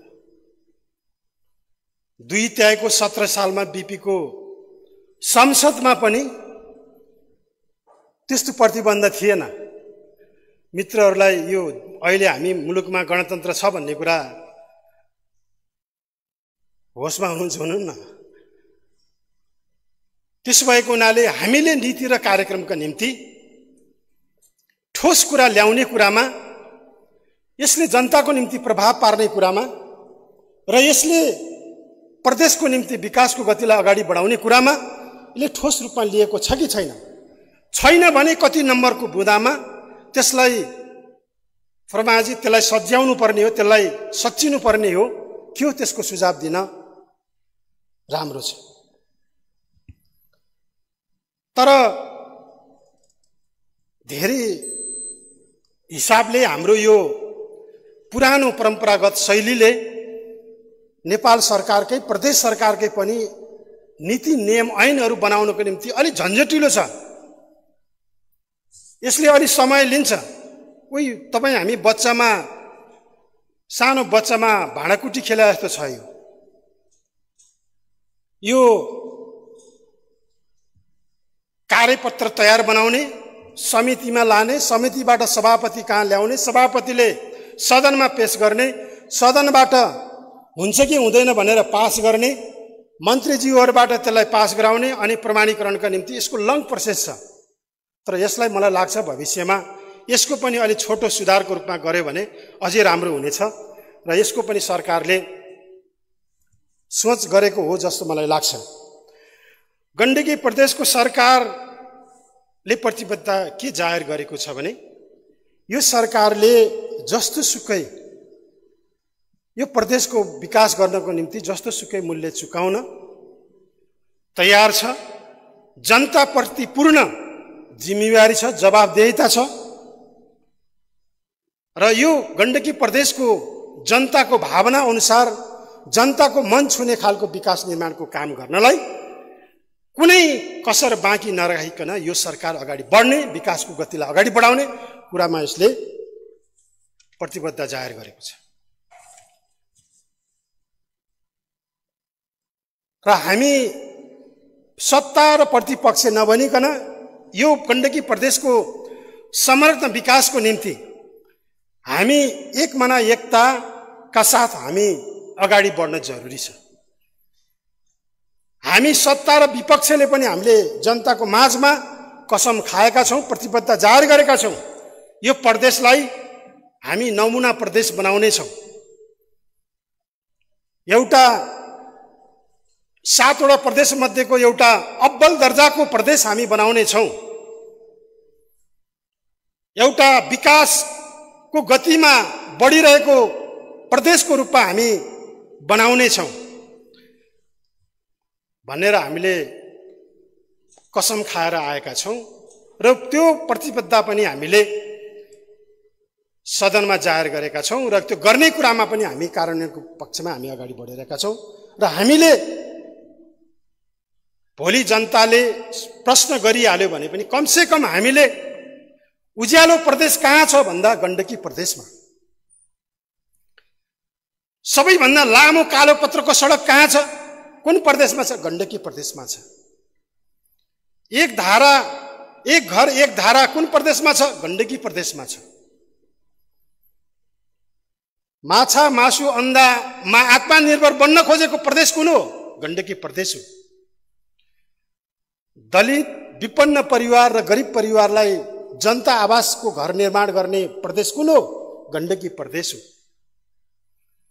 भन्ने कुराको अनुभूति दिलाउनको निम्ति र व्यवहारबाटै हामीले देखाउनका निम्ति र मुख्यमन्त्री कृषि वातावरण एउटा नमुना, साँच्चै किसानको मन छुने त्यो मुख्यमन्त्री वातावरण कृषि योजना हो भन्ने कुराको हामीले ती योजनाहरूलाई सम्पन्न गर्ने कुरामा हामी अगाडि बढिरहेका छौँ र बढ्ने कुरामा हामी अगाडि बढिरहेका छौँ र यो गर्ने कुराको पनि हामीले कसम खाइसकेका छौँ र यो गतिलाई हामी अगाडि बढिरहेका छौँ र हामी अब तेस्रो वर्षको निम्ति हामी योजनामा लागिरहेका छौँ। र अहिले धेरै मान्य साथीहरूले पनि भनिसक्नु, जनताको प्रतिस्पर्धात्मक बहुदलीय लोकतान्त्रिक शासन प्रणाली, शक्ति पृथकीकरणको सिद्धान्त, नागरिक स्वतन्त्रता, मौलिक अधिकार, मानव अधिकार, बालिक अधिकार, अत्याधिक निर्वाचन, प्रेस स्वतन्त्रता, स्वतन्त्र निष्पक्ष र सक्षम न्यायपालिका र कानुनी राज्यको अवधारणा लगायत लोकतान्त्रिक मूल्य र मान्यताका आधारितमा समाजवादप्रति प्रतिबद्ध रहँदै सङ्घीय लोकतान्त्रिक गणतन्त्रको रक्षा एवं सुदृढीकरण गर्ने यो गण्डकी प्रदेशले प्रतिबद्धता जाहेर गरेको छ। त्यसो भएको हुनाले धेरै मान्यज्यूहरूले यहाँ यो नीति तथा कार्यक्रम रामायण जस्तो पनि छ भन्नुभयो। हो, स्वाभाविक हो, रामायण जस्तो। तर रामायण पढ्ने हो, सुनाउने हो, तर यो नीति तथा कार्यक्रम सरकारको नीति तथा कार्यक्रम कार्यान्वयन गर्ने हो।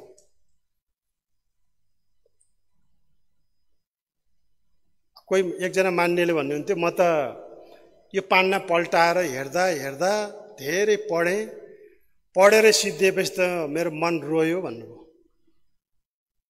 कति जनताको प्रतिनिधिको मन छुने खालको नीति तथा कार्यक्रम ल्याएको रहेछ सरकारले। एउटा सांसदको मन छोएर आँसु पगाल्न सक्ने, झार्न सक्ने यो सरकारले कस्तो नीति ल्यायो? यो गर्वको कुरा हामीले मान्नुपर्छ। अनि एकजना मान्यजीले भन्नु, यहाँ समाजवाद भनेको शब्दै देखिएन भने 5वटा शब्द पनि देख्नु भन्छ। त्यो 146 पान नै पढ्नु पर्दैन समाजवाद हेर्नको निम्ति। 1 देखि 10 सम्मको पान्नामा हेर्नुहोस्, ठ्याक्कै त्यही समाजवाद छ। यति धेरै लामो समय पनि खर्च नगर्नुहोस्। त्यसो भएको हुनाले अब यस्तो राम्रो नीति तथा कार्यक्रम गण्डकी प्रदेशको सरकारले यो गण्डकी प्रदेशको काँचुली फेर्नका निम्ति, विकास गर्नका निम्ति ल्याएको नीति तथा कार्यक्रम यो किताबमा, यो अक्षरमा नदेखेपछि सभामुख महोदय अब आउने आर्थिक नीतिमा यो किताबसँगै अक्षर देखिने पावरवाला चस्मा समेत व्यवस्था गरिदिनु पर्छ कि जस्तो लाग्यो मलाई। एकपटक सानो एउटा गाउँ किसानको घरमा एकजना अलि ठालु खालको, अलि सामन्ती खालको, अलि तालुकदार खालको मान्छे सम्धी कहाँ जानुभएछ। अनि त्यही खालको सम्धी आइसकेपछि सम्धीलाई त्यही खालको चाहिँ मान मर्यादा गरेर गलैँचामाथि राखेर कुराकानी चल्दै रहेछ। अनि त्यो जाने ठालु खालको, सामन्ती खालको अनि तालुकदार खालको सम्धीले कुरा गर्दै गएपछि त अर्को सम्धीलाई के भनेछ, सम्धीज्यू मैले त हजुरलाई त यत्रो सानो पो देखेँ भनेछ कुरा गर्दा। अनि त्यत्रो मान मर्यादा गर्दैछ। अनि अर्को सम्धीलाई पनि अलिक झनक्क रिस उठेछ। ए हो र सम्धी, मलाई सानो देख्नुभयो? मान्य सदस्य, समय सिद्धियो। हजुरको त हजुरलाई झम्कम्प आएको देखेँ त मैले त हजुरलाई त देखेकै छैन भन्नुभएको छ। त्यसो भएको हुनाले मान्य सदस्य, समय सिद्धियो। अब यिनै कुराहरूसँग यो नीति तथा कार्यक्रम पूर्ण सफलता, यसलाई कार्यान्वयन गर्ने कुरामा हामी सबैको एकमना एकता रहनेमा हामी लक्षित भएर जानुपर्ने कुरा राख्दै मेरो आफ्नो भनाइलाई अन्त्य गर्दै म यहाँबाट बिदा हुन चाहन्छु। धन्यवाद। माननीय सदस्य श्री सावित्रा राणा मगरलाई छलफलमा भाग लिन समय दिन्छु। त्यसपछि माननीय सदस्य श्री चन्द्रमोहन गौचनलाई।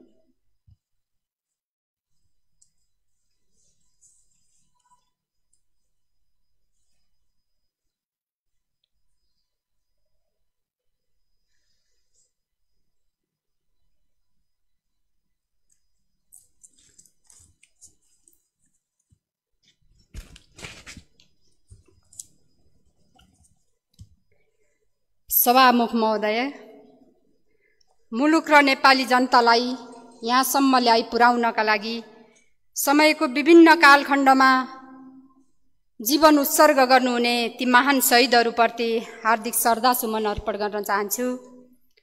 राष्ट्रियता, लोकतन्त्र, गणतन्त्र र जनजीविकाको सवालमा, अधिकार प्राप्तिको आन्दोलनमा नेतृत्वदायी भूमिका निर्वाह गर्नुहुने सम्पूर्ण अग्रजहरूप्रति हार्दिक सम्मान व्यक्त गर्न चाहन्छु। आज मुलुक विषम परिस्थितिमा गुज्रिरहेको छ। विश्व यति बेला नोभल कोरोना भाइरस कोभिड-19बाट प्रताडित बनिरहेको छ। विश्व समुदाय कोरोना भाइरस विरुद्ध कठोर सङ्घर्ष गरिरहेको यस परिस्थितिमा स्वदेश तथा विदेशमा ज्यान गुमाउनुभएका दाजुभाइ तथा दिदीबहिनीहरूप्रति भावपूर्ण श्रद्धाञ्जली अर्पण गर्दछु। कोरोना भाइरसबाट सङ्क्रमित सबैको स्वास्थ्य लाभको कामना गर्दछु। कोरोना भाइरसमाथि मानव जातिले छिट्टै विजय हासिल गर्ने परिस्थितिको निर्माण हुन सकोस्, यो शुभ भावना व्यक्त गर्न चाहन्छु। सभामुख महोदय, 2077 जेठ 18 गते माननीय प्रदेश प्रमुख अमिक शेरचनद्वारा प्रस्तुत गण्डकी प्रदेश सरकारको 77-78 को नीति कार्यक्रमको छलफलको चरणमा छौँ। छलफलका लागि समय उपलब्ध गराउनु भएकोमा माननीय सभामुखज्यूप्रति हार्दिक आभार प्रकट गर्न चाहन्छु। सभामुख महोदय, गत वर्षको नीति कार्यक्रम र 77 को सिद्धान्त र प्राथमिकताको आलोकमा संविधानको मर्म र भावना अनुरूप नेपाल सरकारको सुखी नेपाली र समृद्ध नेपाल, प्रदेश सरकारको समृद्ध प्रदेश र सुखी जनता बनाउने दृढ सङ्कल्प र उद्देश्यलाई आत्मसात गर्दै वर्तमान परिस्थितिको ठोस विश्लेषणका साथ विगतका कामको फरिस्त समीक्षा र संश्लेषण सहित आगामी कामको बृहत्तर कार्ययोजनाका साथ सबै विषय र क्षेत्रलाई समेटेर नीति कार्यक्रम आएको छ। यसको म पूर्ण रूपमा समर्थन गर्न चाहन्छु। मेहनत गरेर नीति कार्यक्रम ल्याउनु हुने प्रदेश सरकारको सबै टिम र माननीय मुख्यमन्त्री ज्यूप्रति हार्दिक धन्यवाद ज्ञापन गर्न चाहन्छु। सभामुख महोदय, यही 18 गते प्रदेश प्रमुखद्वारा नीति कार्यक्रम वाचन गरिरहँदा पूर्ण पाठ सुनिसकेपछि नीति कार्यक्रम वस्तुनिष्ठ भएर गण्डकी प्रदेश विकासको खाका सहितको कार्यक्रम आएकोमा खुसी लाग्यो। म खुसी नै भएँ। यो नीति कार्यक्रममाथिको 3 दिनदेखिको निरन्तर छलफल सुनिरहँदा केही माननीय ज्यूहरूको मुखार बिन्दबाट निस्केका सुमधुर बाणीहरू र नीति कार्यक्रममाथिको टिप्पणी सुने। यो नीति कार्यक्रममा यो पनि छैन, त्यो पनि छैन भन्दै भन्दै जाँदा केही पनि काम लाग्ने छैन भन्ने टिप्पणीले मलाई घचघचाइरह्यो र फेरि मैले 48 पेज र 186 बुँदामा आएको नीति कार्यक्रमलाई केही नभएकै होला त सभामुख महोदय भनेर यसलाई अध्ययन गरेँ। पुनः यसलाई मैले अध्ययन गर्दा नीति कार्यक्रमलाई पढेँ र हेरेँ। केही कार्यक्रम परिष्कृत गर्नुपर्ने होला, नीति कार्यक्रम कार्यान्वयन हुँदै जाँदा थप परिष्कृत हुँदै जाने पनि होला, तर केही पनि छैन भनेका नीति कार्यक्रमहरूमा मैले सबै बुँदा नीति कार्यक्रममा भेटेँ। किन यस्तो देखेँ भनी मैले आफ्नै आँखा छामी हेरेँ। बल्ल पछि मैले रहस्य भेटेँ। आँखामा दोषी चस्मा लगाउनै भुलेको रहेछु सभामुख महोदय। मैले नीति कार्यक्रममा लाई निरपेक्षतामा होइन सापेक्षतामा हेरेको छु मैले। यसर्थ यसरी नै हेर्नका लागि पनि मैले अनुरोध गर्न चाहन्छु। सभामुख महोदय, 1 नम्बर बुँदामा मैले भेटेँ कोभिड-19 को महामारीको रोकथाम, कोरोना भाइरसबाट शिथिल भएको अर्थतन्त्रलाई चलायमान गराउने कार्यक्रम अहिलेको परिस्थितिमा महत्त्वपूर्ण हो भन्ने मलाई लाग्यो र यो महत्त्वपूर्ण पनि छ। सभामुख महोदय, कोरोना भाइरसबाट मानव जातिको रक्षा सकेपछि जीवनको रक्षा गर्ने भनी सकेपछि यसको रोकथामका लागि गर्ने सबै कामका योजनाहरू यसै भित्र आउँछन् होला नि।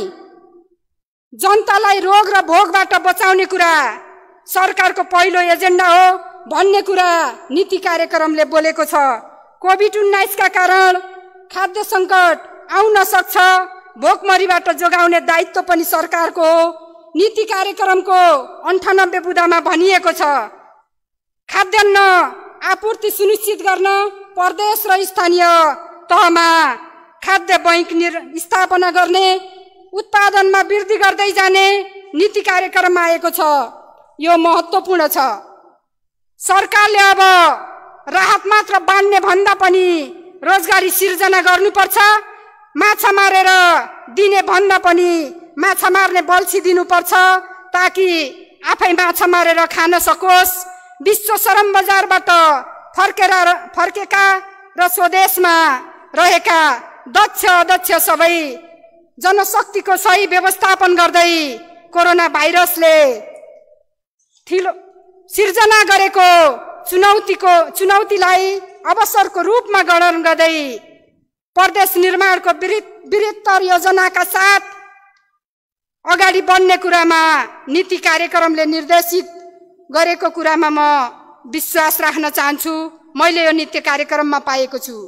सभामुख महोदय, नीति कार्यक्रमले सडक, खानेपानी, विद्युत, सिंचाई, मोटरेबल पुल, झोलुङ्गे पुल निर्माणको कामलाई निरन्तरता दिने कुरा गरेको छ। यी विकास निर्माणका कामले सबै 11 जिल्लाका जनताहरूलाई प्रदेश सरकारको अनुभूति दिलाउने काम भइरहेको छ, गरिरहेको छ। दिगो विकासका लागि यसको निरन्तरता जरुरी पनि छ। मुख्यमन्त्री कृषि नमुना गाउँको निरन्तरतामा यसको काममा नवीनता थप्नुपर्छ। कृषि उत्पादकतामा वृद्धि गरी स्वरोजगारीको सिर्जना गर्नुपर्छ। एक स्थानीय त एक उद्योग ग्रामको निरन्तरता ठिक छ, यसको कामको गतिलाई बढाउनु पर्छ भन्ने मलाई लागेको छ।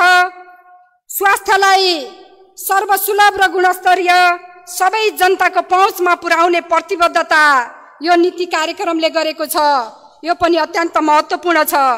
संघीय सरकारको सहकार्यमा अत्याधुनिक प्रविधि युक्त संक्रमण तथा सरुवा रोग अस्पतालको स्थापना गर्ने, सबै नागरिकलाई 3 वर्षभित्र स्वास्थ्य बीमाको कार्यक्रममा आबद्ध गर्ने, सँगै प्रभावकारी कार्यान्वयनमा लैजाने। यो प्रभावकारी कार्यान्वयनमा आउँदा आम नागरिकको स्वास्थ्यप्रतिको उत्तरदायित्व वहन हुनेछ भन्ने कुराको महसुस यो नीति कार्यक्रमले गराएको छ। श्रमिकहरूलाई सामाजिक सुरक्षा कार्यक्रममा आबद्ध गर्ने कुरा नीति कार्यक्रममा आएको छ।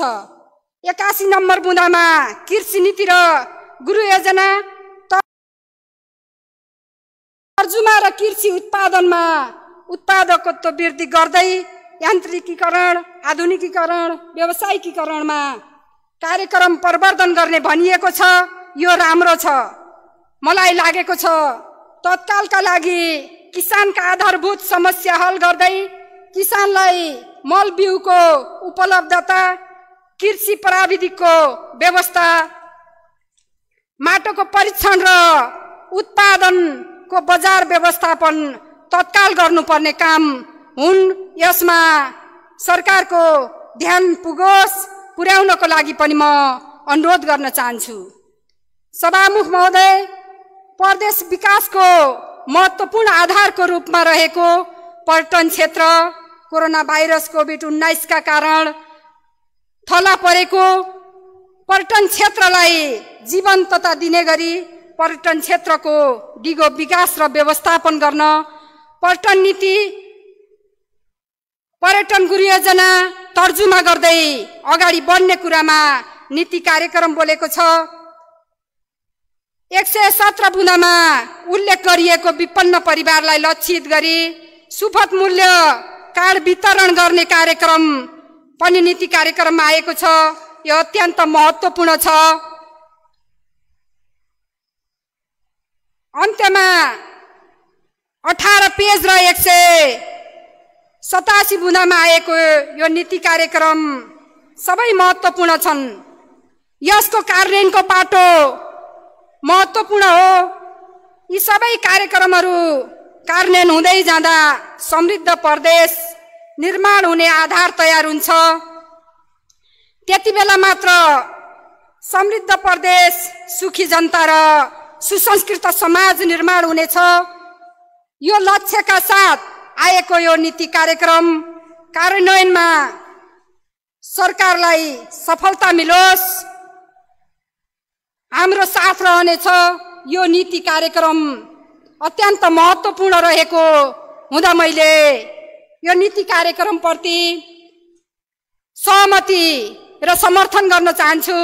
यिनै कुराहरू राखेर मेरो आफ्नो भनाइहरू अन्त गर्दछु। हस्त नमस्कार, अभिवादन। माननीय सदस्य श्री चन्द्रमोहन गौचनलाई छलफलमा भाग लिन समय दिन्छु। त्यसपछि माननीय सदस्य श्री कुमार खड्का।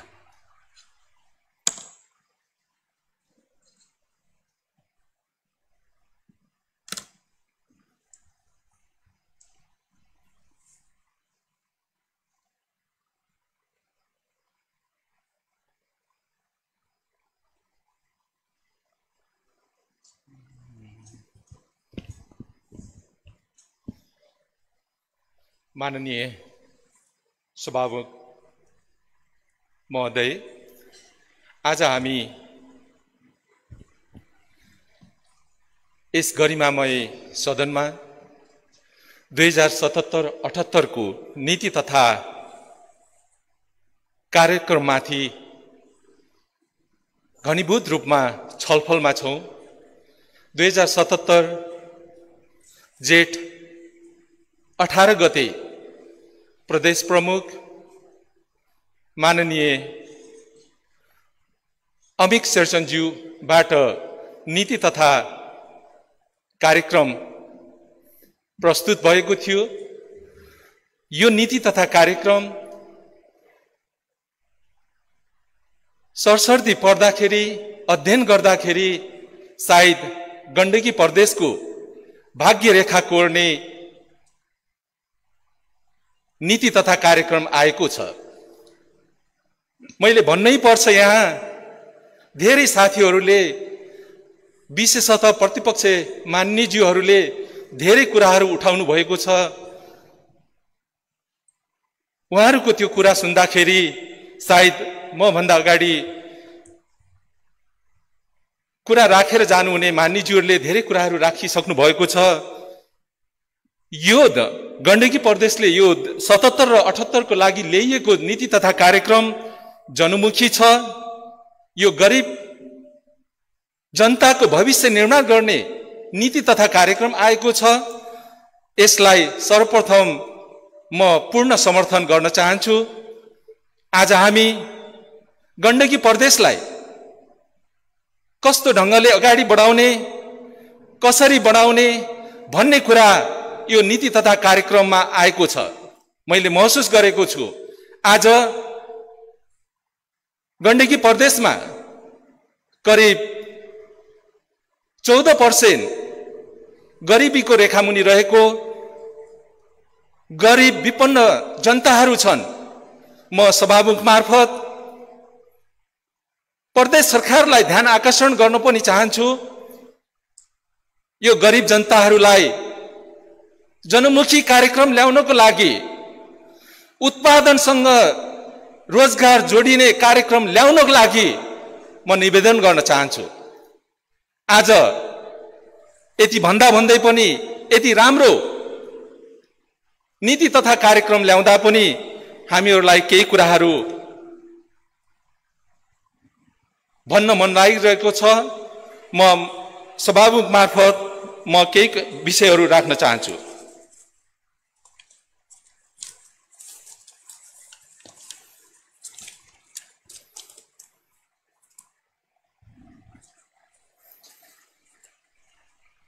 माननीय सभामुख महोदय, प्रदेश सरकारले ल्याएको नीति तथा कार्यक्रमले भावी समृद्ध प्रदेशको चित्र देखाउन खोजेको छ। हामीले अब लिने नीति र बाटो कस्तो हुने हो भन्ने यसले सन्देश दिएको छ र गण्डकी प्रदेश भविष्य निर्माणको लागि विश्वासको भोग जगाउने काम गरेको छ। विश्वव्यापी रूपमा फैलिएको कोभिड-19 को महामारीबाट प्रदेशवासीको जीवन रक्षा गर्न प्रदेश सरकारले गरेको भूमिका सफल र उच्च रहेको छ। प्रदेश सरकारलाई नमन गर्न चाहन्छु। सभामुख महोदय, नेपाल सरकार सरकारले नेपालको भूमि लिम्पुवाधुरा, लिपुलेक, कालापानी क्षेत्रलाई नेपालको नक्सामा समावेश गर्ने र नेपालको निशान छापलाई सो अनुरूप परिमार्जन गर्न संविधान संशोधनको प्रस्ताव अगाडि बढाउने नेपाल सरकारको ऐतिहासिक र राष्ट्रवादी कदमको हृदयदेखि नै स्वागत गर्दछु।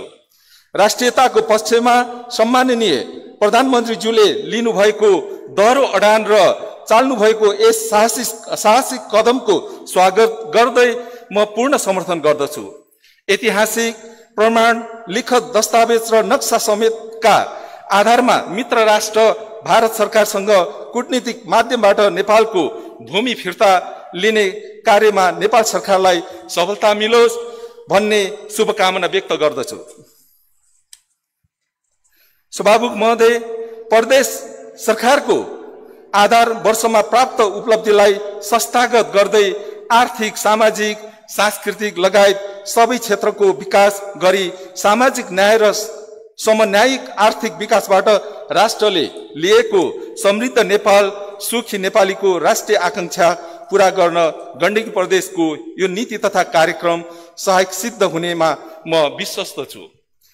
यो नीति तथा कार्यक्रमको सफल कार्यान्वयनबाट संविधान, लोकतान्त्रिक गणतन्त्रात्मक शासन व्यवस्था संस्थागत गर्दै नागरिक सबलीकरण, उत्पादन र उत्पादकत्व वृद्धि, उद्यमशीलताको विकास, भौतिक पूर्वाधारको सन्तुलित विकास, सामाजिक विभेदको अन्त, गुणस्तरीय सेवा प्रवाह तथा समाजवाद उन्मुख स्वतन्त्र र समृद्ध अर्थतन्त्रको निर्माणमा सहयोग पुग्ने अपेक्षा गरेको छु। सभामुख महोदय, सभामुख मार्फत सरकारको ध्यान आकर्षण पनि गर्न चाहन्छु। वनको वैज्ञानिक व्यवस्थापन गर्ने भनिएको छ, तर हिमाल तथा संरक्षित क्षेत्रको दिगो व्यवस्थापन कसरी गर्ने भन्ने विषयमा छुट्याएको हुनाले यी दिगो विकाससँग जोडिएका मुद्दाहरूको पनि सम्बोधन गर्न प्रदेश सरकार समक्ष माग गर्दछु। विश्वकै प्रसिद्ध अन्नपूर्ण संरक्षण क्षेत्र र मनासुलु संरक्षण क्षेत्र हाम्रो प्रदेशको महत्त्वपूर्ण सम्पत्ति हो। यहाँबाट प्रदेशलाई ठूलो रोयल्टी आउन सक्छ। यो क्षेत्र नीतिगत हिसाबले अहिले अन्योलमा छ। यो क्षेत्र कसको मातहतमा रहने हो? स्थानीय, प्रदेश वा सङ्घ? प्रष्ट मार्गचित्र ल्याउनु पर्यो। यही विषयले एकाप र स्थानीय तहबीच द्वन्द्व निम्तिन थालेको प्रति सरकारको ध्यान आकर्षण गराउन चाहन्छु। धौलागिरी हिमाललाई संरक्षित क्षेत्रमा पार्नेतर्फ सोच्ने कि यसै यो सम्पत्तिलाई रहन दिने हो, यस सम्बन्धी नीतिमा समावेश गर्न प्रदेश सरकारलाई अनुरोध गर्दछु।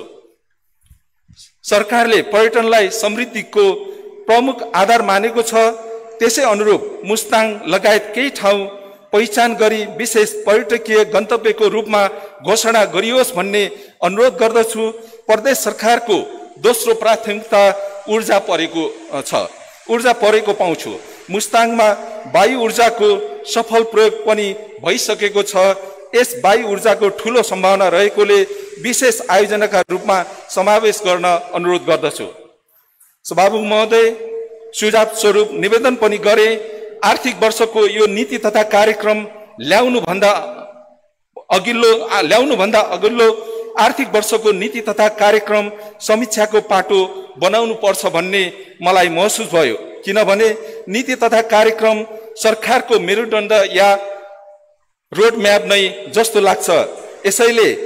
यसै आधारमा गण्डकी प्रदेशलाई कस्तो स्वरूप दिने भन्ने निश्चित हुन्छ। त्यसैले अघिल्लो नीति तथा कार्यक्रम के कति संस्थागत गर्न सकियो, के कति कार्यान्वयन गर्न सकिएन भन्ने कारणका साथ समीक्षा गरी अगाडि बढ्यौँ भने हामीले लिएको लक्ष्यमा पुग्नको लागि सहयोग हुने थियो। यो विषय सभामुख मार्फत सरकारको ध्यान आकर्षण गर्न चाहन्छु। सभामुख महोदय, यहाँ धेरै कुराहरू आइसकेको छ।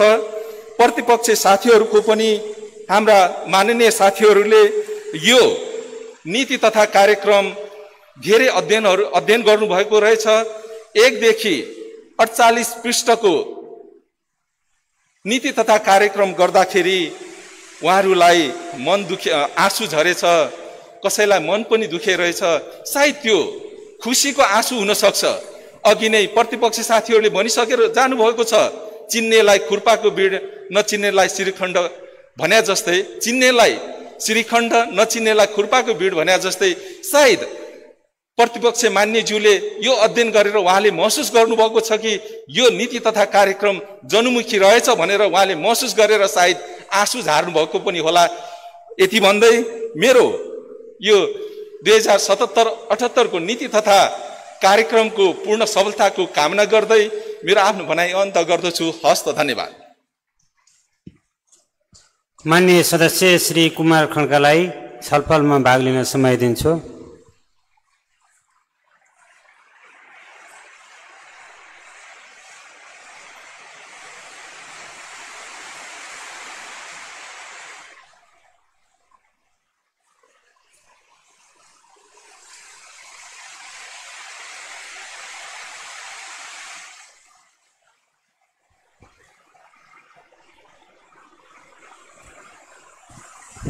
माननीय सभामुखज्यू, गण्डकी प्रदेश सरकारको चौथो नीति तथा कार्यक्रमको छलफलमा हामी छौँ।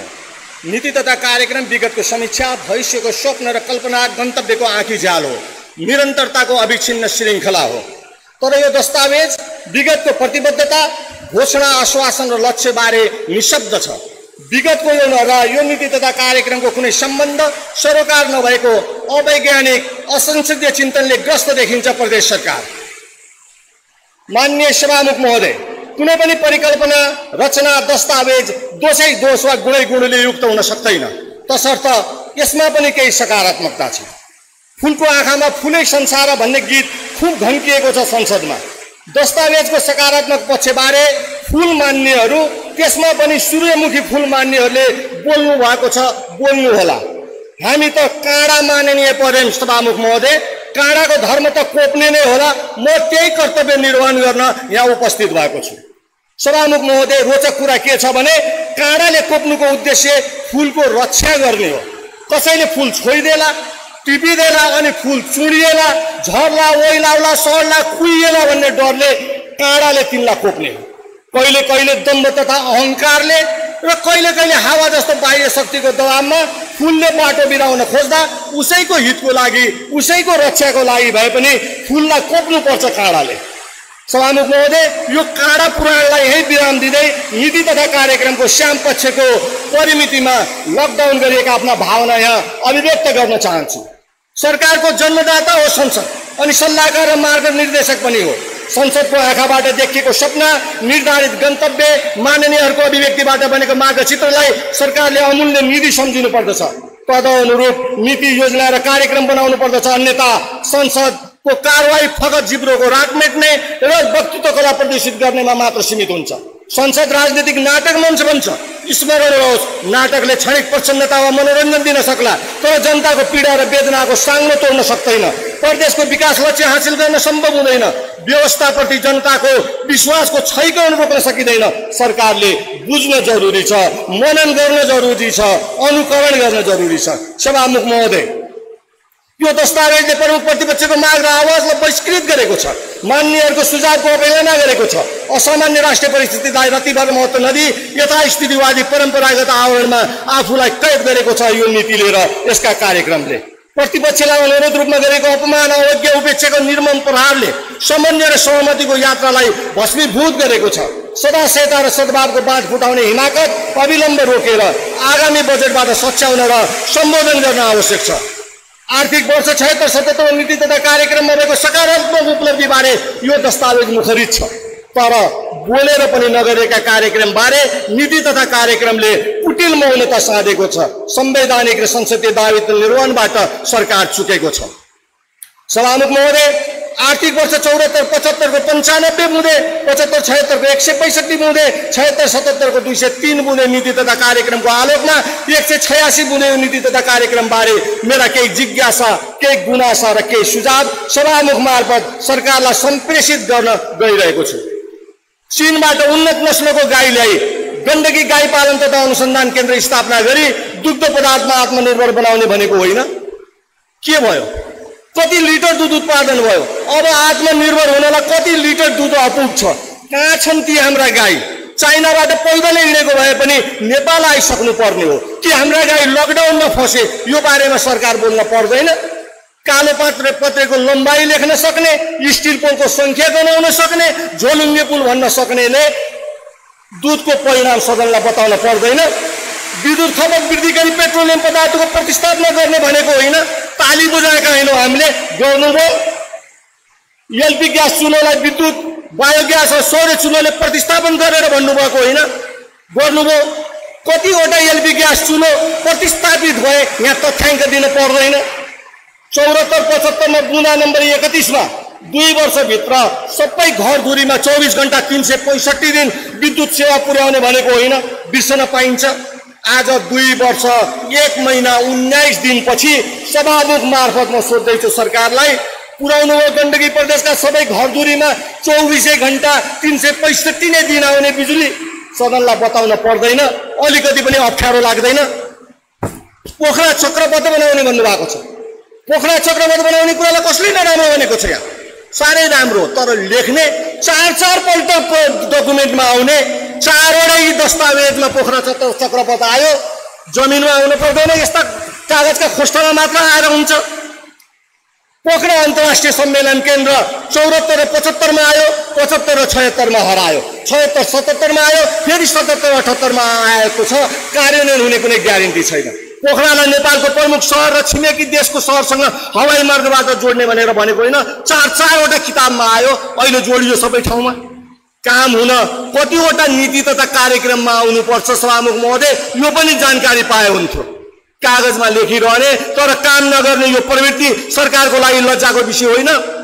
मुस्ताङलाई जियो पार्क बनाउने, मातृभाषामा पठन पाठन गर्ने, लोमानथाङलाई विश्व सम्पदा सूचीमा सूचीकृत गर्ने, पोखरा बस पार्क निर्माण गर्ने, मुख्य प्रशासनिक केन्द्र बनाउने, प्रदेश सभा भवन बनाउने, बहुसांस्कृतिक केन्द्र बनाउने, प्रदेश परियोजना ब्याङ्क बनाउने, डायलिसिस केन्द्र निर्माण गर्ने, थुप्रै कार्यक्रम सदाबहार कार्यक्रम छ, सधैँभरि आइराख्ने, तर काम चाहिँ नहुने। यस्ता किसिमका कार्यक्रमको बारेमा सरकार बोल्न पर्दैन?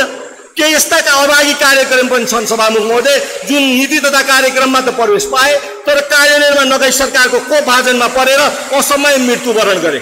दस्तावेजमा राखिएका कार्यक्रम हरियो मकै हो सभामुखज्यू, पोलेर खाने, यस्ता थुप्रै कार्यक्रम छन्।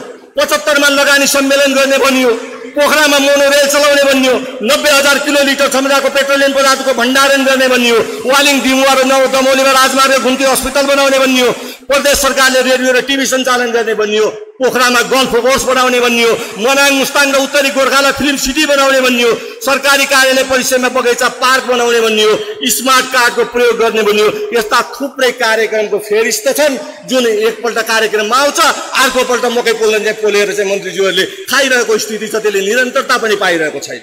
74-75 में प्रदेश सरकारले सवारी साधन खरिद गर्दा विद्युतीय सवारी साधनलाई प्राथमिकता दिने भनेको होइन।